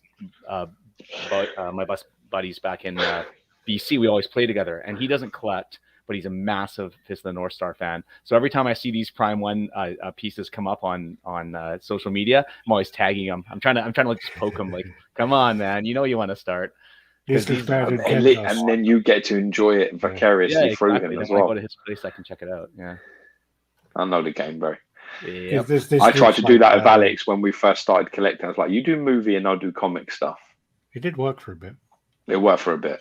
But his taste in movies fucking sucks, and the pieces of shit. Fist of North Star's my shit, as Michael there. But yeah, I really like this. I really like this. Awesome. And this looks better. This looks too, right? This looks better than the Kenshiro does. Yeah. Oh wait, I don't like the Kenshiro. I don't think that looks good. I've seen it in person, and the fringe really bothers me. Yeah. But this Raoul is epic. The Raoul by Soma is really nice. The one on the horse, yeah. But it's just a weird scale. It's really weird. I think it's 1/5. I don't know about anybody else, but I like, because they did say film, you really like Raoul. I like Raoul in Fist of the Star. Yeah. I just like it. I'm like, he's awesome. Yeah. But the thing is like, I think when Soma released the horse, it was 1/5, and then they released Ray, and Ray was 1/6, and it was just like, why are you doing it? I swear they didn't do it the same scale. Ray's the guy. It doesn't matter because in the film the scales are all over the place anyway. Yeah, could have well got away with that shit. The bit where he does the hippie guy, where he does the hippie guy, and they're like giant. Oh no, it's the bit where he does Zenda in the metal guy. No, metal guy. It's when he falls down. He's the hippie. But there's the bit where he does Zenda, and he goes, "You're already dead," and he walks away. And when he walks away, Zenda's behind him. And he's about like 50 foot tall. His head explodes down. Yeah, he's massive behind him. Yeah, it's funny. Yeah, I didn't like the Kenshiro. I think that's why I didn't start down this line. But this looks awesome. This looks really, looks nice. Yeah, really, really nice. I'm gonna need that Fist of the North Star line, I guess. Yeah. This and the Hush. You got the Hush on all. Oh, they didn't do this. They no. Yeah, this is what Mike's done. He hasn't came out of nowhere, hey, and fast. Yeah, Mike's got the black one. Mike's got this one. Really? I thought he got the blue one. Mike... No, he hasn't, you idiot. I swear Mike said he's got the black one. Listen to me carefully. He's got the blue one of this already. This is in his house, the blue one. The black one that he's getting is the Dark Knight thing with the gun. Oh, yeah. You're right. Mike, this is a bit naughty that they've done this. I hope he's not gutted by this. Yeah, this looks bad. I have the blue one coming. Is it good in person? I've seen some pictures, but Mike loves it. Mike's really happy with it. So. People who've got it are really, really happy with it. But I don't like that cell shading on the big piece. I don't know if it works as well, but people are really happy with it. Because the blue one has that different paint scheme, doesn't it? Where it has that kind of old style. Oh, I'm like literally vomiting in my stomach for Mike at the moment, and a little bit for you, Jace, because you might be looking at this going. Oh, no, I don't care. I have the other Hush, the one with him crouching in black. That's why I want to fucking awesome. The other one. Not heard anything yet about that. Yeah, so I don't care about that at all. I wanted the blue and gray. That does look nice in black though as well. Yeah, it does. My problem with this is the pose. It looks weird. It looks like he's doing a catwalk. It just looks a bit a bit of a weird way for me. I need to see it in person. So Alex, and this is why I'm asking how it looks in person. I compared it to the original art, right? And it's close, but if you look at the original art, his step is a different way. It's either this one, his weight's on his front foot, and in the drawing it's on his back. But something I agree looks a little bit weird in the walk. That's why I want to know, how does it look in person? Does he look off balance? Or I haven't seen it in person. Yeah. I haven't seen this one in person, but you've got to remember as well, like drawing something walking and making a 3D statue where it needs to be balanced. You can't fucking follow. You can't put the weight on that front foot anyway. I think it's the other way around. I think in the drawing the weight's on the back foot and his front foot is kind of, you can see a little bit under his front foot, but on this I think they needed to ground it by having his front foot down. But, and then his back foot is pegged in behind him, right? It's not like hovering off, though, is it? Yeah. No. Yeah. I mean, I've seen pictures of Mike. He took a couple of pictures of his. He's very happy with it. He thinks it's amazing. So cool. And he's pretty strict on Batman. No, a lot of people who've got it in person are saying it's really, really nice. But just from what I've seen of pictures, you can't judge a moving piece. Like a picture that's in moving. It's really hard. Yeah, I just don't It's like so the cell hard. shaded on a big piece, and I don't like the movement because he's like catwalk. I don't know. Mhm. But Who's this again, fucking guy anyway? What? That's Who's it. this guy with the green hair? Green. Green hair, just a tinge to it. Is it green? It's from the like screens. the From screens. the screens. Yeah. It's Bruce Wayne. It's the unmasked portrait. It's just But the green screen. So it's not green. They've overdone that effect because it doesn't look like that. No. That's not a reflection. That's bullshit. That's basic because when you see that picture there and you look at it, you're like, okay, so why is it the rest of him isn't green? Yeah. It's like green in a little bit, then it goes black, and then it goes green again. They just exaggerate the screen. Am I fucking hate the way they do this with pictures. Or was the blue version? Did it have a different color screen? Was it a little bit more of a blue screen? Yeah, it's not green. Not that I'm aware of. I can't remember it being green like that. Like that way, I think it might have been a blue screen, blue and white screen. I thought it was, but maybe I'm just not remembering right. Yeah. If you know in the comments, man, hit us up. Let us know. Yeah, so that's that. There's the pieces you get with it. But yeah, I just don't like the way that they release their, they jump on it when it kind of like they sell a piece well, and then add the variant at this point. Business, I guess. But we always praised Pop Culture Shock for being the company to release it all on day one, and then they started doing it later now, haven't they? They did the what's his name? Michael Myers different version later. Yeah, black and white version. Yeah, the screen, whatever they call it. Predator Kill has been cancelled by Prime One, so didn't get enough orders. It looked cool. Manufacturer attributes the cancellation. Yeah, is that the end of the movie where he goes, "Oh, does that come in my size or something?" Yeah, too long. Yeah. So, yeah. Probably just not enough people resonated with that. Shit film anyway, wasn't it? The Ghostface by Pop Culture Shock 1/3. God. Yeah, this is cool. I wonder how much that cost. Because it can't like that. Not a lot of work. It shouldn't cost a lot, in theory. No. Yeah. No. Is that an iconic villain though? Am I really old, or is that? I mean, for me, this is always a bit of a joke. Well, we watched Scream when Ryan was staying at my house. Yeah, I mean, is that an iconic? Over is it 20 iconic? years. Yeah, but is it iconic? He's newer. He's not a classic villain, but it's like a teenage kid with a fucking mask on. Is this for real? Yeah. Well, but you put that next to Freddy Krueger or like Jason or something, and surely if your statues could talk, they'd be like, really, this fucking guy? Yeah, didn't you put this guy next to me? It is also green on the blue version. It is. We will talk about that later. AC Luda, we got that coming up. Yeah, Ghostface. Yeah, I mean Ghostface again. I mean, yeah, George. I swear that movie I must have watched it. Yeah, but I don't give a fuck about the age. I'm saying, is it like a proper villain? I'm like, is it like an iconic villain? Well, no, because the other side is every movie is a different person, and even in the first movie, it's two people. So it's two people in the first one. Yeah. So I think he's still a horror icon, though. Would you give it that? I agree. He'd get his ass kicked by all the others, but I mean, he's icon though. He's iconic. You're gonna say that word? You're gonna say icon? Shit. He's like B class, isn't he? But he's B class. The rest of them make fun of him behind his back, but he's still a. I saw. He's on the none of them would sit with him at lunch. No, that's right. Yeah, that's right. I saw an interview with Tony Todd the other day, and he was talking about an icon. Yeah, that's an icon. Did you see the remake of that movie though?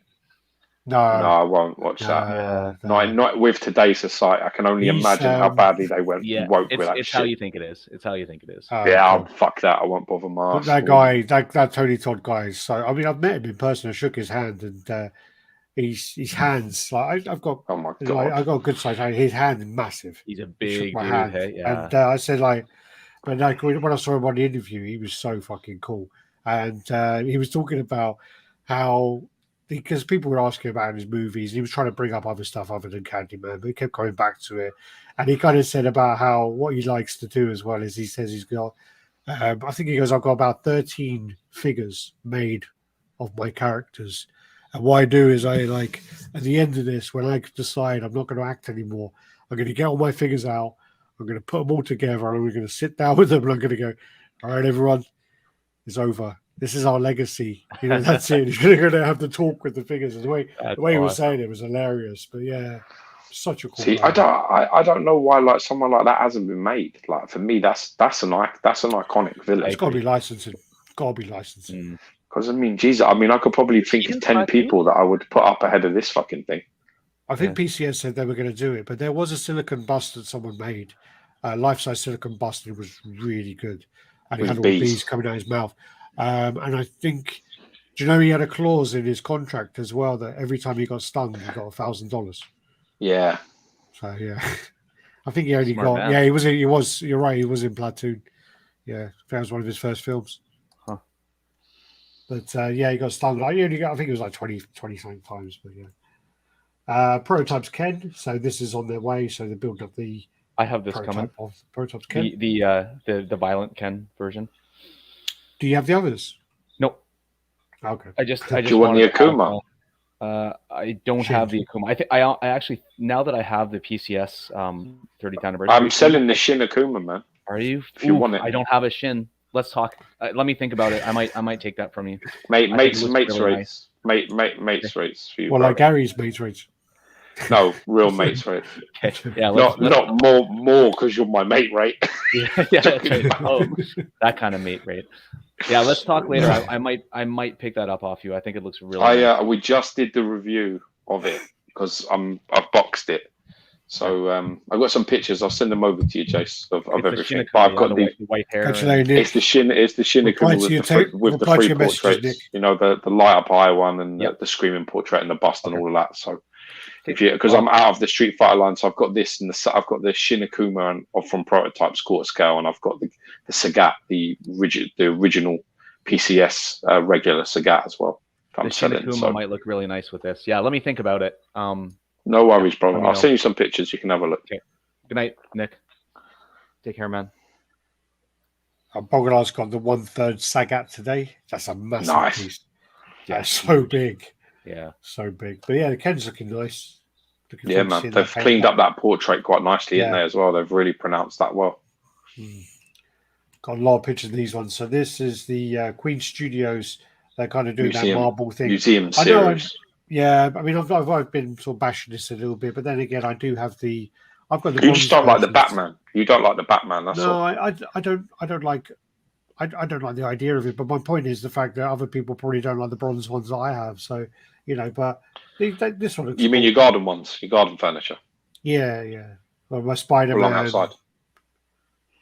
Iron Man, Wolverine. I think it is. Yeah. This is really nice. This is a beautiful piece of work. There's no doubt about it. It's a stunning piece of work. I really like this. I wouldn't buy this, but I can appreciate it.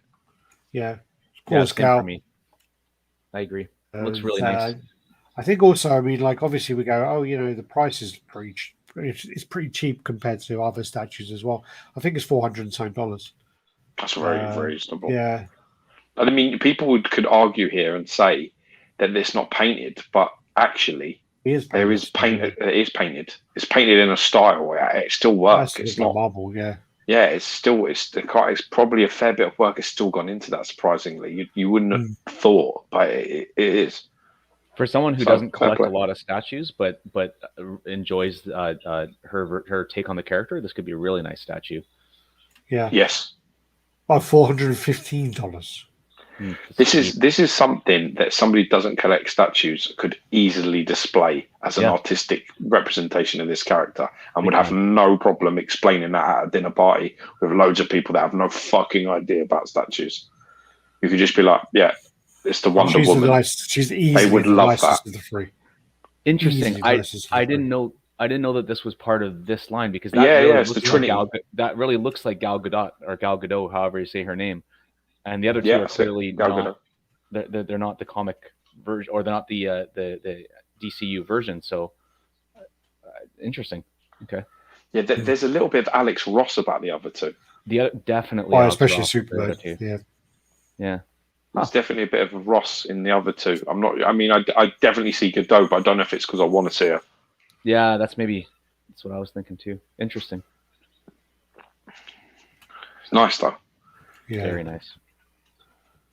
Easily, I'd say easily the nicest of the three. Then you got the Dark Knight. So this is the Frank Miller cover, iconic one. Sideshow released this, sculpted by Daniel Bell. This one doesn't have an exclusive, $475, and yeah. So this is this I light actually up really like on this. the lightning, and yeah, Joker on the I've got to be honest. I think this looks fantastic. I do too. I really like it. It's like one of them ones. It's an iconic cover, Face but I looks think very they've good. I think they've done it a lot of justice. Yeah. Yep. So I think they've done it a lot of justice, and I think it looks great. Portrait It's looks definitely. really I mean, I would be interested in the Batman at somewhere down the line for my own sort of collection, and same for a Superman. And this is definitely something I will consider. Once obviously it's out, the unboxing is out. I've seen some reviews, you know, and then people pay the shipping and taxes in the UK, and then think, fuck it, I wanted something else, and I'll buy it for cheaper. But that's pretty much what I'll do with this. I do like it though. Yeah, it's. I think I it's, just yeah. Go I ahead. just hope there's enough height on it. Mm. Because from that second picture there, that Alex just showed, it looked a little short. Like the jump. 31.5 inches high. Is that to the top of the spike, yeah? That's likely to the spike because that looks like it's just above his cape. Good. So the question is that how big is it from his foot to the base? You can probably see on there, it's probably measured. How in inch wise, how far does it go up to the bottom of that foot? His toe there looks like it's about 28 centimeters. So what's that, 15 inches, 14, 13, 12 inches? 12 inches off the ground. 11 inches-ish. Actually, that'll work. That would work. That's perfect. That would do, because that is then the type of piece you can actually put in a group shot, and he'll be slightly above everybody else, which will work perfectly. Yeah. I think that Frank Miller version of Batman, that really beefy, chunky Batman, is tough to make look dynamic, and I think they really pulled it off here.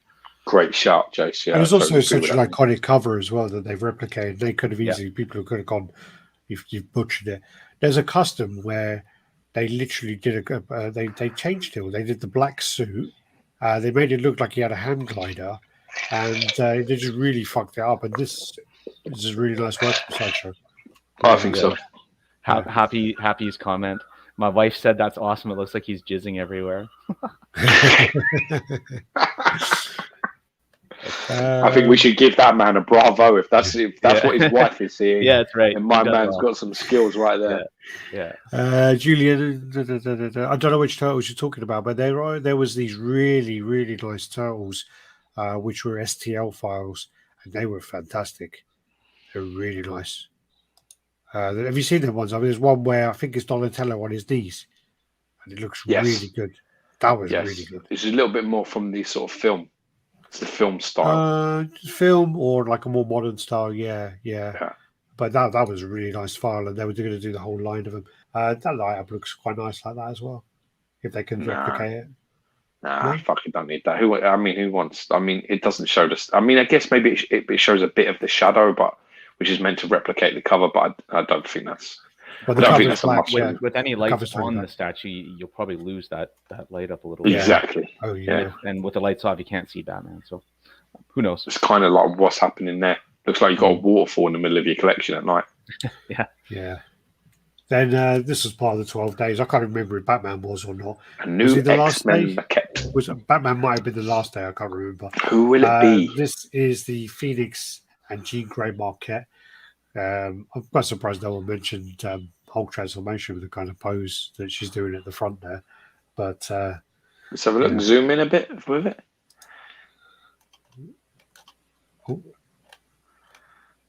Get her over to me. Yeah, I see where you're going. Yeah, I see where you're going. Kind of doing that, and he's like the same kind of. I really don't like this though. I don't think the Phoenix element of it is nice at all. The Jean element is all right. Don't like it. What are you thinking, Jace? Tell me what you reckon, man. Oh, he's fucked off. Where's he gone? Gone to have a fucking, I don't know, gone to have a waffle or something, I don't know. Batman was part of the sales show, but only showed one picture. Okay. I'm not sure about this.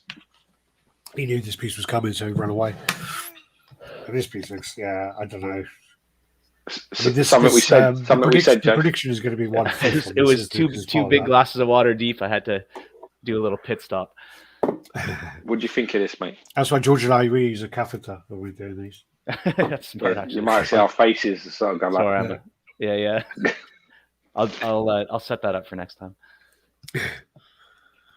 What do you think? Who makes this? I think it's an interesting concept. I don't like the Phoenix, but I think Jean Grey looks interesting. The Phoenix looks like one of those trolls from the 80s. Oh yeah. Look at the hair. Yeah. Anybody else did not think that her arms just look fucking super long? They look really long. Like from her Phoenix? Forearm to her, just her arms on the person. You know what I think it is because the part of it is lit up, obviously from the light, and the rest of it is blending into the Phoenix Force in the background, so it's making it look really thin and really long. I think that's probably what's going on there. Really long, like unnaturally long from her elbow to her forearm to her hand. Yeah, on my screen, I've got it on a big screen, and it don't look bad. Don't look proportioned at all. But as Jay is saying, I think Jay is saying as well, because the light is all on the inside of her forearm, and it's all shadowed out, and you're looking at your phone screen, it might look like that. It might look more like that. Yeah, maybe. Maybe it's Jean Grey looks cool. I think that's kind of a cool dynamic pose. I don't like the Phoenix at all. Stuck from Inferno, you're late. Yo, hey Stucker, you're late to the party. I just sent you a message, Alex. Okay, I'll check that in a second. Just fuck you. Yeah. That's like the best shit ever. Just send you a message, open it, says fuck off. But it's like that brick on Vader thing, to the Darth Vader. Yeah. Yeah, where he's in the conference room, and he's like, Vader storms out. And then he goes like, did it, and he goes, you can't. So what is that? All right, so what are you talking about? You just messaged me. What are you talking? Oh, you did just message me. Stay on point, bitch. Okay. I've not seen them before. Oh, I have seen the Raphael. Looks really nice, actually. Let me see if I can get those up later. There's Thor, premium format, so there's another Thor coming. Someone did actually do a point where they said that it was a very similar pose. So not similar, but they were implying it could be inspired by the Silver Surfer #4, which actually I thought was quite a good spot when he kind of said it. Obviously, if you made that into a statue core scale of that pose, it wouldn't really work. So to kind of get it to possibly work, has gone that way. Definitely is looking up at something, and it looks like it's about to throw his arm across his body is a little bit of giveaway as well. Yeah, it could be. Yeah, so I'm definitely seeing what they. That's a great spot from them as well. Shem, I can't remember who they were. Give them the credit because that's a great spot. That was Julian. Julian Krishna. Oh no, so Julian sent me that. No, it was Chris Jacobs. What are we thinking about this? I don't think it looks bad. I don't think it looks like it's going to change the world. It's not terrible. Jace? It's I don't like it. First of all, I hate mixed media capes. Sometimes it works. There's certain cases where it works. I don't think it's necessary here. I think that with a sculpted cape, you could have added more dynamism, make it more dynamic, and make it fixed in that look. I have to admit, I've never been a massive Thor fan. I like him in the MCU, but I was just never a Thor fan growing up, and I know that this is sort of a more classic look to Thor, so I get it, and some people might really like it. To me, it does nothing at all. Do you know what my problem with this is? Do you know what my fucking problem is? When you look at the picture, the first picture, and you look at the second picture, right? So the first picture that Alex showed, like the first one, this, right? You got this sort of like, base looks pretty cool. Statue, you're getting the thickness and the weird physique that he sort of has. The arm sort of looks massive. His quads look massive. Like it's disproportionate. But the character looked that way when it was drawn. Like, it's more, is it Arthur Adams? I want to say Arthur Adams. Is that the right word? Is that the right guy? It's something like that. It's a guy like that. Samuelson's the guy who created him. No, but there's a 90s stuff where he's fucking jacked to shit. and he had the beard and stuff. But when he didn't have the beard, the build was very much like this. It was a disproportionate build. He had length in his limbs and all of this business. But that sort of take away the background and the fucking hammered, stupid effects and shit, and what you're left with is a really, really awkward statue. I don't know how you compose this like that without looking really strange. I mean, all his torso is missing from this pose, but you can see his portrait. His arm's going across his body. His leg is out, but the other one's twisted in. It's not very fluid. It looks a bit of a mess. So you're naturally going to want the piece, and you're going to turn it around. And when you do that, he's not looking at you. He's going to be looking over his shoulder. It's going to be strange. I think it's going to look really awkward. It just looks a bit awkward. Do you think that's why? Do you think that's why? So what they've done then is when you got this pose, obviously his cape is a certain way, and then when they've turned it around, they pulled the cape over to cover that leg. Probably, yeah, potentially, but also, like for example, if you look at the first picture, you're going to like have that piece. You can't see the hammer. You can't see. I mean, I don't even know where he's holding it from. It looks like is he holding it from the handle or is he from the rope? The little, what's he doing? Because also he's swinging it by the rope. You can see it's definitely the rope, isn't it? His hand, it looks like it's the rope, by the angle of it. But you can't. You're missing that. You can't see a lot of that. So I hope it is the diorama, because if they do a high surfer coming over the top like that, that's where it will look okay, pose like that. But other than that, it might be a bit of a problem. Well, he's already got a frost-dried base, so I don't know.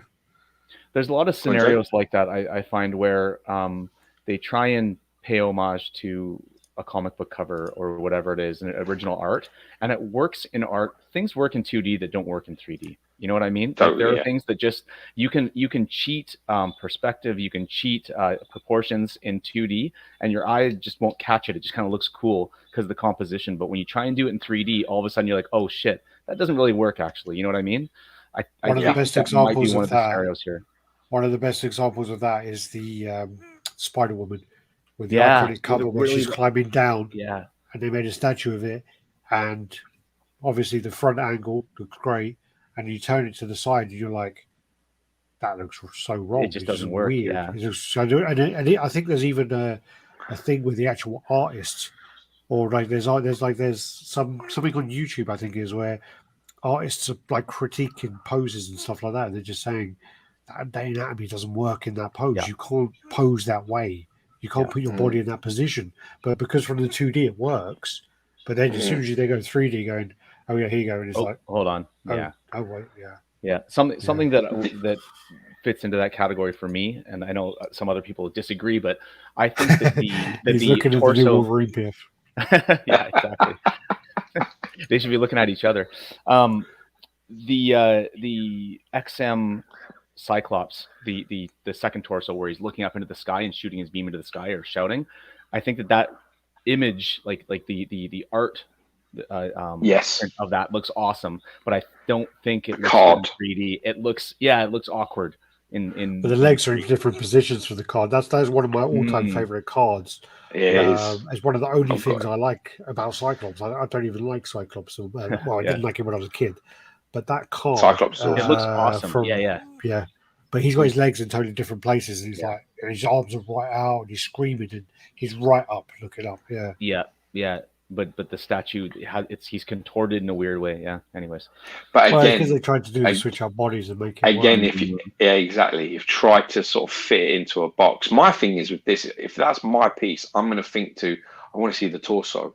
I want to see more of it. I want to see the hammer and the hand and the hammer. I want to see more. So I would want to turn it. And the second I'm going to turn it and see all of that stuff, he's going to be looking over there. Yeah. And that's going to be a bit of a fucking problem. So it's just a strange one, really. It's maybe it's the photographs. Maybe if we see more, it'll be all right. But it just looks really fucking awkward to be able to get the best out of it. You know, I think there's a lot of good work on that piece. It looks like there's a lot of good work. The portrait looks good. The build looks good. Like in terms of I'm sure it's fucking Arthur Adams. I want to say Arthur Adams. Why? I don't know. I know a lot of his Wolverine stuff. I don't know any of his. Is Arthur Adams an artist? Looking it up right now. Oh, then I think I am right. He does. Check out Arthur Adams. Arthur Adams is the one Yeah. who does like Just the look Jack Arthur Adams Wolverine. store. I have a cover and I have it's only like a 9.4, but it's like a grade. He looks beefy, but his style Jack, but long. Yeah, but this could be what it. I think that the statue is harkening more back to earlier Thor, though. This style, Arthur Adams style, looks a little bit more cartoony. He's more stylized. Yeah, he almost has like a Disney character style face. Yeah. Well, with the Wolverine stuff, I think that Ithaca one was based on Arthur Adams. I think. But yeah. I think next up, we got the Vader Mythos, new version. I think this is awesome. I fucking love that cape. Looks really cool. I'm not even a Star Wars collector. You know, I like Star Wars, and I grew up with it. But I think that cape looks awesome. Looks really nice. Does look really nice. I think the original one. I think you could even get away with having both of these because the original one, it's got such a storytelling look to it, and the original one is really, really nice. But this Saber don't look right. This one's quite badass. Though. Yeah, Saber don't look right. Saber's wrong because I've tethered the bottom. Yeah, it looks like it's getting really thin at the end here. It's unstable. If you go up as you go up to the top of it, it sort of is bulging out, which is like an unstable. Yeah. It's not like a controlled look like red thing. I don't know. You know, for me, I need Gunderson on here to tell me what the fuck's what with this because I would trust him with my life in terms of what I mean. If I'm talking about a stylized version, this looks really cool. Yeah. It definitely looks cool. It looks like a young, aggressive Vader. Yeah. And I agree with you. People like saying like the cape, what the fuck's that doing? But there's something almost alive about it, which I really like. I think it's a superly stylized piece. I dig it a lot. I mean, I dig it. Did Todd McFarlane design this? Fair question. That's funny. Capes, that's a spawn. Next up, so this is the Witcher stuff from Sideshow. Another fucking awkward looking fucking statue. What's that doing? I swear to God that this was teased in 12 Days of Sideshow last year, wasn't it? This looks bad. It looks terrible. It looks fucking horrible. This. And it's just like he looks really bad. Do you know that? Do you know what that pose looks like? You know when you catch someone in the fridge in the middle of the night. What are you doing? Like what? They turn around like fuck. You're like scared the shit out of me. It looks like somebody. What Colin says this was teased in 2019. Looks it. Teased in 2019 on the 12 Days of Sideshow. Shit. He's on it. I mean, I played this game. Looks bad. Yeah, the Sideshow one. So the Prime one much better. Yeah. The 1/3 one, yeah. I don't like any of the 1/4 ones. I'm selling all my 1/4. Well, I only have 2, but I'm selling my 1/4. Well, the series wasn't very good either, was it? Ugh. They're just even Yen, who I thought looked good after seeing Siri. I just look at her face and I'm like, nah, I'm selling this. Yeah. Did you get the one with that little dude? What's his name? Yeah, I can't remember. The king's son or whatever that or I can't remember the story. Hogan of Hell or whatever, I don't know, some name like that. Yeah. But did you play the game? Oh yeah, beat it, and I have the Ghost DLCs downloaded. This looks nothing like Yennefer. No, these are bad. I tell you what, someone put a post up saying about Rogue, and I could really see it. Yeah, I saw that as well. Especially the end. Really like this. Yeah, the nose and the cheek structure and the cheeky grin. I could really see Rogue there because it looks like Rogue from the movies, from the early X-Men movies. She had, but also from the maquette as well. You know, the statue, the maquette, where she's thinking that someone did. They did both faces next to each other, like both pieces, like they've recycled it. Yeah. And it was actually really close. A lot of people, people are going, it's nothing like it. But I was looking, I was like, fuck, it really looks like her. Cheek-wise, nose-wise, lips, and the eyes. I was a bit like, eyes are in different directions. They're facing different ways. So like they obviously moved the pupils, but the shape and stuff of her eyes is the same. It was really close. This is a shame because this is such an iconic game now. And... this is dreadful. This looks nothing like her in the game. Nothing like I don't think anything. it's a dreadful looking statue. I don't play the game. It's a nice looking statue for me. I like the look of this, but I don't play the game, so I have no idea. It's virtually the same face as the last Poison Ivy. Really? Edrin looks like the best, but hate the sword out in front. So that's the next one, isn't it? Yeah, that's cool. Yeah. I like that. Does it come with that ball? Hard to mess this guy up, though. I mean, he just looks like a bad. I have no fucking idea what this is. I just like the look. I like the Wild Hunt. Yeah, Wild Hunt. The funny thing about this is, like, if you look here, the base. I don't know if you can see my mouse moving around. It goes just above where his sword is. It's going to stop there, right? It's going to come around, and the same on this side. And then all this bullshit all around the back where the portal's been added, and then it says there right at the bottom. Lighting effect added for effect. Lighting added for effect. So basically, the base ain't going to look like that. It's just going to be a U of it's going to be. It looks like it stops there above his sword, and then it stops there. So it looks like that. It's just that kind of seed, like the crescent shape of the moon, and then all this bullshit lightning's been added in. And the black portal behind him, because he's got temples in, doesn't he? I don't know about anybody else. I'm of the opinion that they shouldn't be allowed to do this. No, I really don't think anybody should be allowed to do this. I really don't think you should be. I don't understand what this does. I mean, it looks cool, but it's like you're already breaking a promise before you start. Why? The elephant doesn't fly either.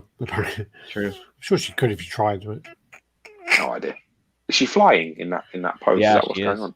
Yeah, her cape looks like her cape's holding her up. But you're right there. Yeah.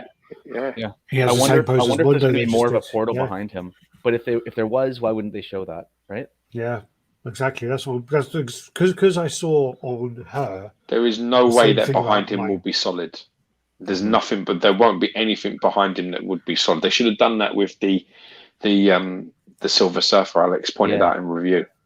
But they're not going to do it. It's too high risk for any type of breakage. A surface like that is, and especially the way they pack things, because it won't be able to come off and be like their engineering level is so far off, like XM or Prime One. Their engineering is Sideshow's engineering of a statue has never progressed past like 2015. They've not moved. Their stuff is so basic, how everything goes together. It's embarrassing. Compared to everybody else, they're miles away. They could do anything they wanted to if they engineered it, but it's so cheap and quick that there's no thought that's ever gone into anything beyond that. I mean, really, when was the last engineering masterpiece that Sideshow did? What about Rogue and Gambit? Rogue is on what? A pivot of one arm. They did that with the Spider-Man piece. When was that? Right, it says Rogue is the same thing as Spider-Man on the banisters. No different. True. Crane. The crane, yeah. There isn't any difference. The progression has not moved from that point. Spider-Man, when that came out, everyone was like, that's going to lean, that's going to go. They don't move. They did that right. There's no doubt about it. It's the point of balance, everything. I've never seen one out look wonky at all. But I really think the engineering on them is their stuff is so basic. It's like they don't challenge. Prime One, Queens, like these new companies that are coming out, they're trying to push. They're trying to look how we do this with fucking a horse, and we'll do a fucking bike, and we'll do this, and we'll do that, and we'll have it fucking upside down, hanging off the ceiling. They don't do any of this shit. That will be, when that piece comes out, that will be a half U shape that goes around the bottom, and the rest of it. Somebody says that. Someone says there's a picture of all three of them together, and it is just a U shape. Yeah, that's what it'll be. And that U shape will literally plug into the base. It'll be like in this little thing, and it'll just plug in. His foot will plug in. There'll be nothing behind it. There'll be no effects. There'll be no nothing. But it's the same as her, where you look at her hands as well, and then it's got all this like magic going around. I don't believe you should do this. I don't like anyone doing this. I don't like any company doing this. I think it's a bit out of order, to be honest, because I think there's a false pretense here before you even begin. Also, they're on the 12 days, so those were the 12 days as well. Then most of the other stuff are prints. I didn't put those in here. He-Man and Battle Cat from the Deluxe market coming from Tweeterheads. So I don't like the head of their 1/5. No, this is So that might be this was 1/6. going to be 1/6. Yeah, I think this is 1/6. The big, like the animal ones. I think they're going to do a Panther and Skeletor as well. Yeah. But yeah, so I think that's going to be. Tweeterhead's Motu stuff.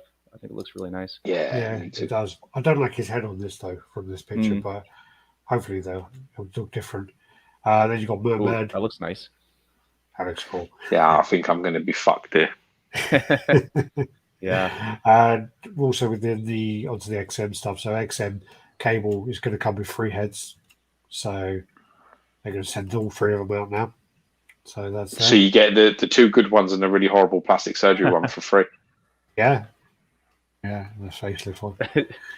Also the quarter scale Lobo's coming. Nice. Coming soon. This is a really bad picture. I don't know why they're saying put this one out, but this is the quarter scale reverse flash is coming as well. It's working. Looks like he's about to throw up. Yeah. But not a good quality picture. This then is the Samurai Red Hood?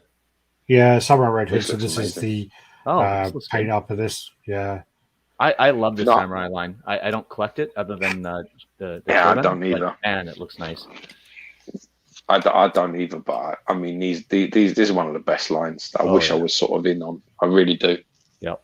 If I loved the characters like enough, I could, but I'm too nostalgic with like certain things with DC originals? especially. Yeah, like Lobo and shit. I don't like any of the reincarnation or changes with Lobo. I just like the 90s stuff that I used to read. Yeah. I don't know if you yeah. It's a big U. What's that? Oh, okay. Oh well. Okay, go. Look, you see that? It looks like it lights up though. Yeah, it does look like it lights up, and it does look. That actually looks better than I anticipated. And to be fair, that looks better than I anticipated. Her hands don't look like they light up, but they're just like clear resin. And then also, this was then someone did send me the turtles one. I don't know if you can see that. Oh, that looks cool. Yeah, that's cool. I've seen the Raphael. Yeah, I've seen the Raphael. I haven't seen the others. I think I've seen the one behind him, the Donatello right at the back. I think I've seen that. That's Leonardo. Is it Leonardo? Is it? Well, the one to his side is Donatello, but the one right at the back is Leonardo. I'm not definitely not Donnie. I think I what might have seen the Leonardo. I think they're quarter scale. Them turtles. That looks nice. They're nice. They're very nice. I actually think that U-shape thing. I can't remember what the thing. I think that looks better than I anticipated it looking. It lights up at least. Yeah. So this then is this is Robin King from the Metal line. So this is coming as well. Is this where people are getting confused? Can I just ask you a question? Because I heard somebody say on a video that you did the Batman Who Laughs. Did you do 2 of them?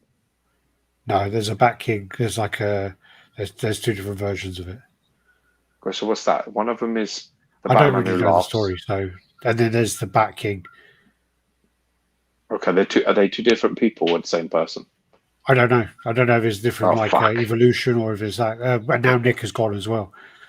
The only resource. Yeah, Nick is the Metal line guy. Okay. But yeah, so there are different characters, but I don't know if it's like a different evolution of it or not. It's just somebody said as a point on a video that XM did the Batman Who Laughs, and then it didn't get the response they wanted, so they made another one. And I was a bit that doesn't sound. That doesn't. But, I don't know because the Metal line is all Bruce Wayne, isn't it? I have no idea. So I just was curious whether he made Metal 2 Batman Who Laughs. There's also the Superman metal as well, right? Yeah, but there's the Dark Knights is all different parallel worlds where Bruce Wayne is every character. Yeah, but is that the same thing as the DC metal that has the Superman metal? I know nothing about this stuff. I haven't read any of the comics. No, I actually only like to ask these questions to see Alex literally sweat from his cheek.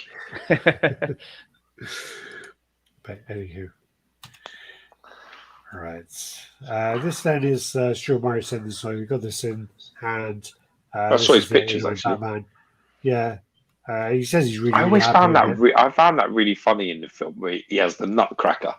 You know, the geezer jumps up and he does something out, and you feel like I swear my mum used to fucking fry eggs with one of them. Darkest Night with Robin King. The King Batman who laughs is after he takes Dr. Manhattan's power. Oh wow, okay.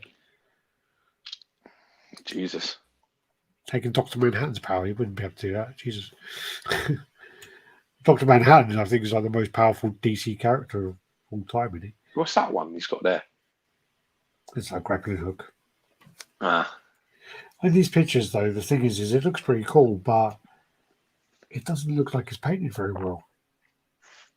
You know, Stuart Murray says it looks like it's leather and it looks like it's painted very well, but I don't know. It just doesn't. For me, it just looks like the base looks pretty cool there, but it just looks a bit too kind of shiny. And then when you look around his crotch area, it just looks like, I don't know. The sculpt just looks a bit weird. I won't ask why you're looking there and highlighting on that area, but yeah, sure. Okay. My eyes are drawn to his groin.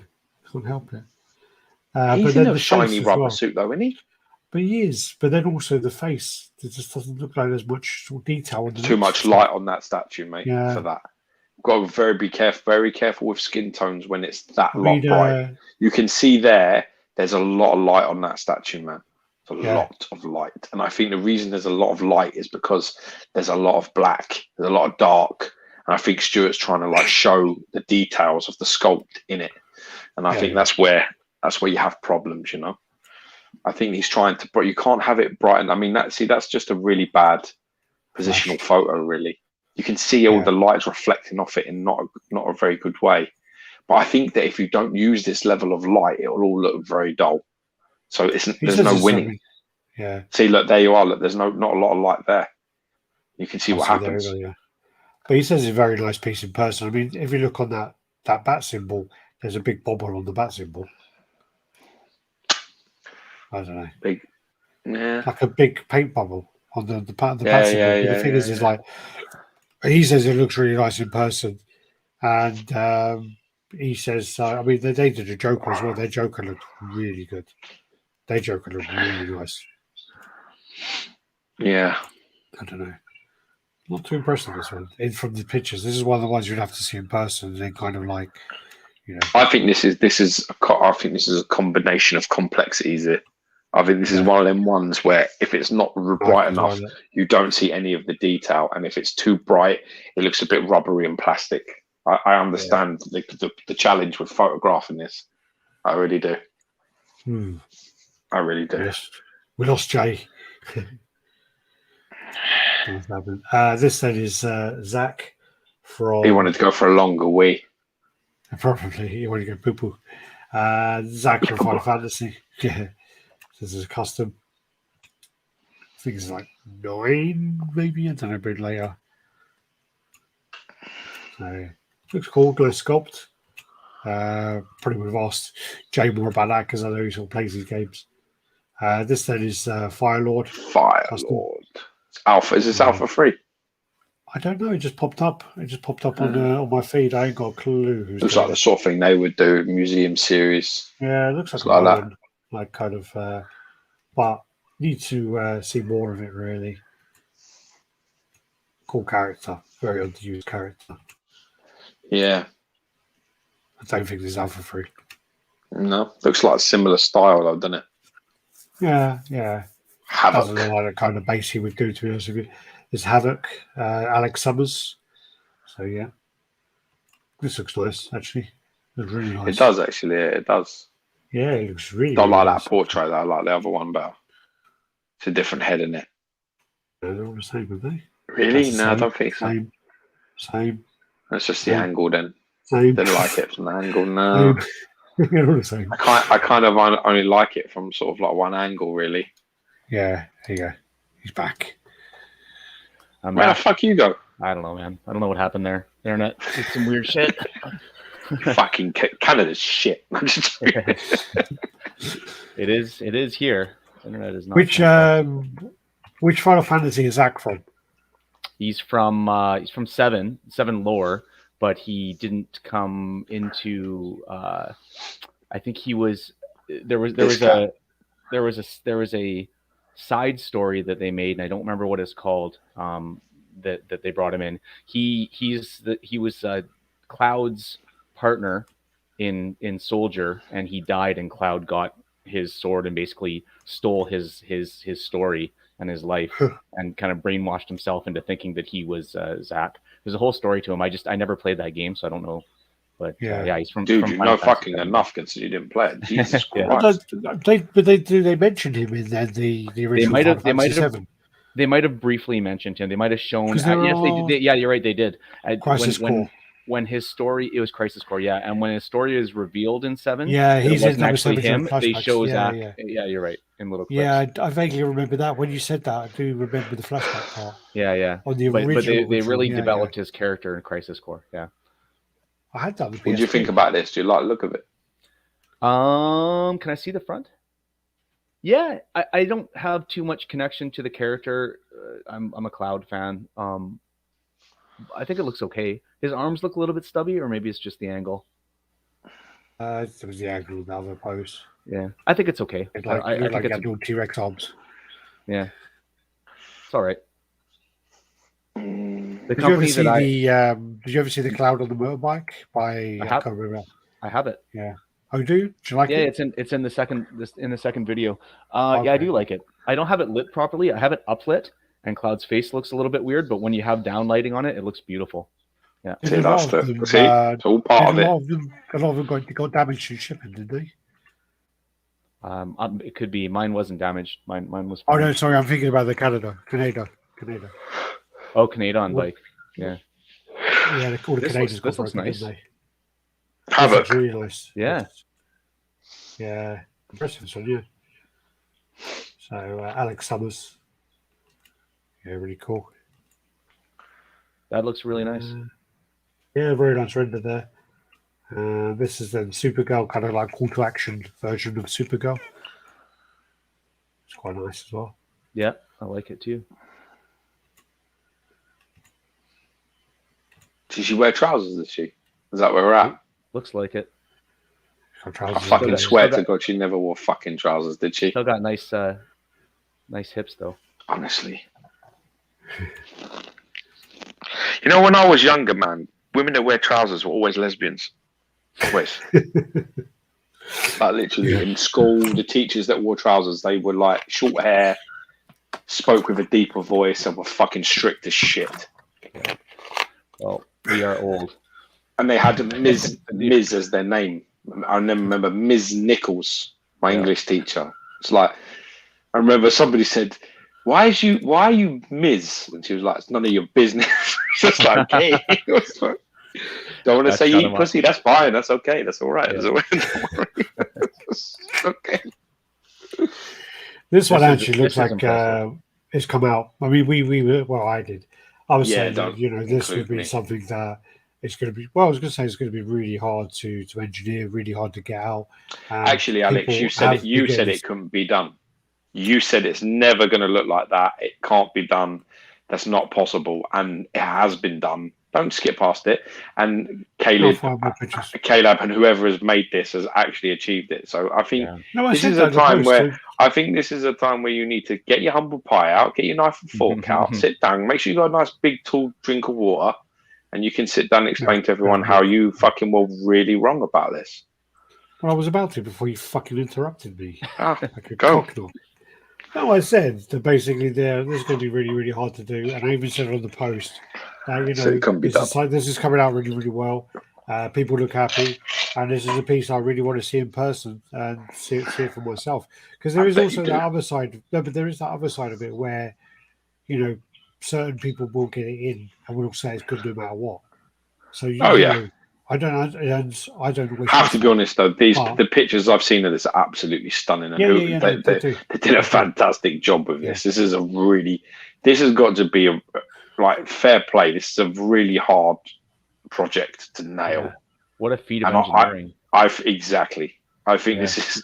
I think you have to sit there and just say, Jesus Christ, well done. Whoever is responsible for this, well done. If there was a statue award given for the custom of the year, it would probably be this, just for the fact that you could do it. Because Alex didn't think it could be done. I thought it would be very difficult to do, and they did it. I think So there were some things along the way that they pissed people off with, weren't there? I don't want to focus on negatives. I would rather just focus on the fact that they had a really, really fucking hard project, and whoever has this, even if this is the only one, they managed to make it. If it's a customer and he's legitimately got it delivered and it's arrived like that, then you've got to say, "Fuck me, well done." Yeah, but is that broken there? That looks Where? It's hard to tell. If you look there, that's broken there. No, that one there, maybe. But that's snapped off. Definitely looks like it shouldn't be that short, but that's snapped off there. Well, yeah, anyway. This is the thing of Alex. It's like, honestly, I would just eat my humble pie. It wasn't done. Alex will just literally we'll just continue the argument forevermore. Yep, that's broken. Thank you, Alan. Regardless, that looks really nice. No, but it does. It looks really nice. It does look like his car really, really well. And even the line where the heads change is hidden very nicely. They've done a great job. I think they did like stuff where they increased all the edition size and stuff like that and pissed people off. I don't know where this Superman's come from. Maybe Stuart will know, but this one just popped up again on my feed. It looked pretty cool. You don't really see Superman used. Oh, so they're going to intertwine now. Sorry. So what we do is go through the Spider-Man ones, and I'll come back for the Superman. So these are the images. That's fucking crazy.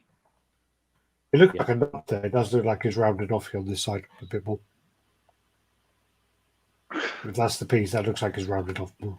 It doesn't look like a breakage. I'm going to pull up the original. That looks crazy. But that's definitely broken. That definitely looks broken there. Definitely looks broken. Come on. Anyway, but no, it looks like an amazing piece. It really does. And that's broken. Yeah. This Superman piece. Who is that he's icing over? I don't know. I'm going to come back over to that. Okay. Alex has merged them. I've got to merge them. Yeah, if you have arrived broken, that's broken. Yeah, broken. I mean, to be honest with you, like, you know, how would you get that? Fuck knows. Like, how do you package that to avoid breaking? Well, no, that was one of the things I said from the beginning, is the fact that, you know, it is just something that is so many edges on it that I don't know. It's just near impossible to get that in one piece. Yeah. Stuart, if you're listening, who is the guy who's freezing? Is it some random guy or that? But I think that's I know that really fucking guy. Piece. It looks like Baron Zemo. It's Baron Zemo. Definitely, it's Baron Zemo. Is it? No, very different. It kind of looks like him. I am. They brought him over. Say Alex Chapter is broken. And, he's really pleased. You have no idea. I'm fucking well happy it's broken. But yeah, it looks like my old Marvel Baron Zemo. Those bricks look terrible. I think it's a parasite. Alan says. Yeah, it was just like the concept. I just like it looked like so different. I haven't seen any statues where you see Superman using his freeze, and I just thought it was nice to see. Obviously, it's not very kind of finessed. But I always liked him in the films when he did it, but it was cool like sort of like he almost made a tornado and blew you away. Is a character called Parasite? Yeah, it's the one who steals powers. Yep, I remember him from Kingdom Come. Played a bit of a role. I like the sequel to that one. I haven't read the sequel. Yeah, it's called Thy Will Be Done. Are you being? No, you're joking, right? There is no Thy Will Be Done. Come on, man. Because I'll be on Amazon right now looking for it. You'll find it under the Lord's Prayer section. Yeah. I have a Kingdom Come, Thy Will Be Done. The whole line of them somewhere. It says the whole. Oh, that was fucking gold, and that was mine. I'm taking that shit. Next time, we got this Silver Surfer, which is, I don't think this pose works for me, but yeah, this looks like a fucking ice cream. They filled in the back of the ball. Yeah, this looks like something from a craft show. I don't know. The bad, the terrible seam across there. Yeah, that's not nice at all. And then there's another one. What's it called? The Fallen, or the Fallen? Yeah, Fallen. Yeah, okay. That's right. So there's that. Again, it just looks too dark. Can't really see what's going on. But Thanos on throne. It's King Thanos to you, fucking. Yeah. Silver Surfer's like the new Magneto. Any of how many bad? Yeah, so many. Now. So many. This reminds me, and this is a massive tangent, but if anybody is a video game fan here and you got a PS5, you need to go pick up Guardians of the Galaxy. I've been playing it through, and it's fucking awesome. Thanos makes a little appearance in it, but man, that game is like, even if you're not a Guardians of the Galaxy fan, like the game is one of the best games. I think it's probably the best game of the year so far. Did you download this year is new, but let's include last year in it as well. Did you download the Matrix on PS5? No. Oh, because there's like the Unreal thing on PS5, which is meant to be really good. No, I haven't. It's a free game. It's a free game to download. I'll download it then. I heard the new movie's not that great. It's terrible. Well, if you read a lot of stuff, they say the best thing about it is the Unreal, because what they do is they show you how good the graphics can be, and you do these nice kind of like open plan thing where you run around, you shoot all the cars and stuff, and then it's open plan. And you walk around the city and take pictures. It's just to show off the graphics, but it's meant to be like really good and definitely worth downloading. Cool. Okay, I'll do that for sure. Yeah, it looks like some other people have played the game. Yeah, it's fucking awesome. And Guardians on Series X. It's fucking awesome. Yeah. So King Thanos. What do you think of this one, George? It's more up your alley. I like it. I mean, I know the cover very well. It's very in touch with the sort of the original art. There's a few modernizations going on, but I like it. I think it's a fantastic looking piece. Obviously, I'm going to be a bit gay for this. You know that. Oh, yeah. Story of the year, Guardians. Yeah. Game of the year. Story's fantastic. Sorry. Thanos World of Warcraft. It has such a great dynamic. All the different characters in it. How they interact sort of organically as you play. It's just can't say enough good things about that game. They should have brought back the dude who directed the first Matrix film. I don't get the joke. What's the joke? I need to hear it. Because he's now a girl, and it was her that directed this new one. Yeah. Oh right. Well, it was the brothers. It was Larry. And, nice. It was the brothers who did it originally, and only one of the sisters, because they both transitioned. Yeah, so only one of the sisters did it now. So, yeah, because both brothers went across. Mm-hmm. Yeah. So it wasn't just one of them. Later, and I can't remember. Mm-hmm. So nice. This is Vampirella. I mean, most Vampirella pieces are great. This don't. No, I don't like her. I don't like her portrait. Her nose is very broad. This is horrible. No. I'll tell you something else as well. That's a fucking poor man's Vampirella. If that's what turned up, I'd be like, yeah, fuck this. What a wish. saggy ass, no decent chest. Bye. Yeah, I have the. Looks like a Walmart version. I have the PCS one pre-ordered. Oh, the third scale. I think that looks pretty good. Yeah, the third scale. Yeah. Are you going to get the Purgatory as well then? No. Okay. No. Just Vampirella. That's it. That's his dust. Oh, we smashed it. Good. Oh God. No big chaos that time. That was all right. Later in Lily now. Okay. Lana and Lily. Yeah. Pose is a bit weird. Guardians game is my favorite version of the characters. Yeah. I like the MCU versions a lot as well, but the game, I think the game, not to harp on it too much, but I think it took the best aspects of the MCU versions of them, but kind of changed it up a little bit. Had some throwbacks to the comics because they massacred the Avengers game, didn't they? They totally butchered. Yeah, massively. Yeah, and then they've just gone overkill with the DLCs. Yeah, really overkill with it. So Yeah. Yeah. I think a lot of people probably didn't give this game a chance because of that terrible Avengers game, but It's probably true. It's good. And what is that? Is that just on PS5 then, or what is that on? No, apparently Xbox? somebody played on Xbox. I guess it's not console exclusive, but I think it's only for the new gen consoles. I could be wrong. Well, okay, then till God of War comes out. You say. When God of War comes out, then God of War comes out, and my fucking twins come out. This game kind of reminded me of God of War in some way. The narrative and the way that the characters interact with each other as you're playing had some similarities. Yeah. Good. That's a good start. Yeah. Good way to go with it. All right. We'll finish up there. Sweet. Do you want to tell people where to go, where they can see more of you then, Jay? Yeah, you should tell them all about your channel. Yeah, so come check it out. It's still a relatively new channel, but on YouTube, Prime Collectibles, just look it up. Like I said, now I think that if you search for Prime Collectibles on YouTube, you will find me. It didn't used to be the case. But if you can't, just look up Jay Sun Prime Collectibles and you'll definitely find me. And I appreciate the support, guys, for the channel. Forever, man. Always nice. Anytime. Back on. And then, what about your Instagram? You want it? Yeah, my Instagram is, I think it's just Prime Collectibles as well. It's the same thing. Let me just... The uniform across there, yeah. Check it, make sure it's right. Right now what it is. Let people know your socials, man, so they can find you. Yeah.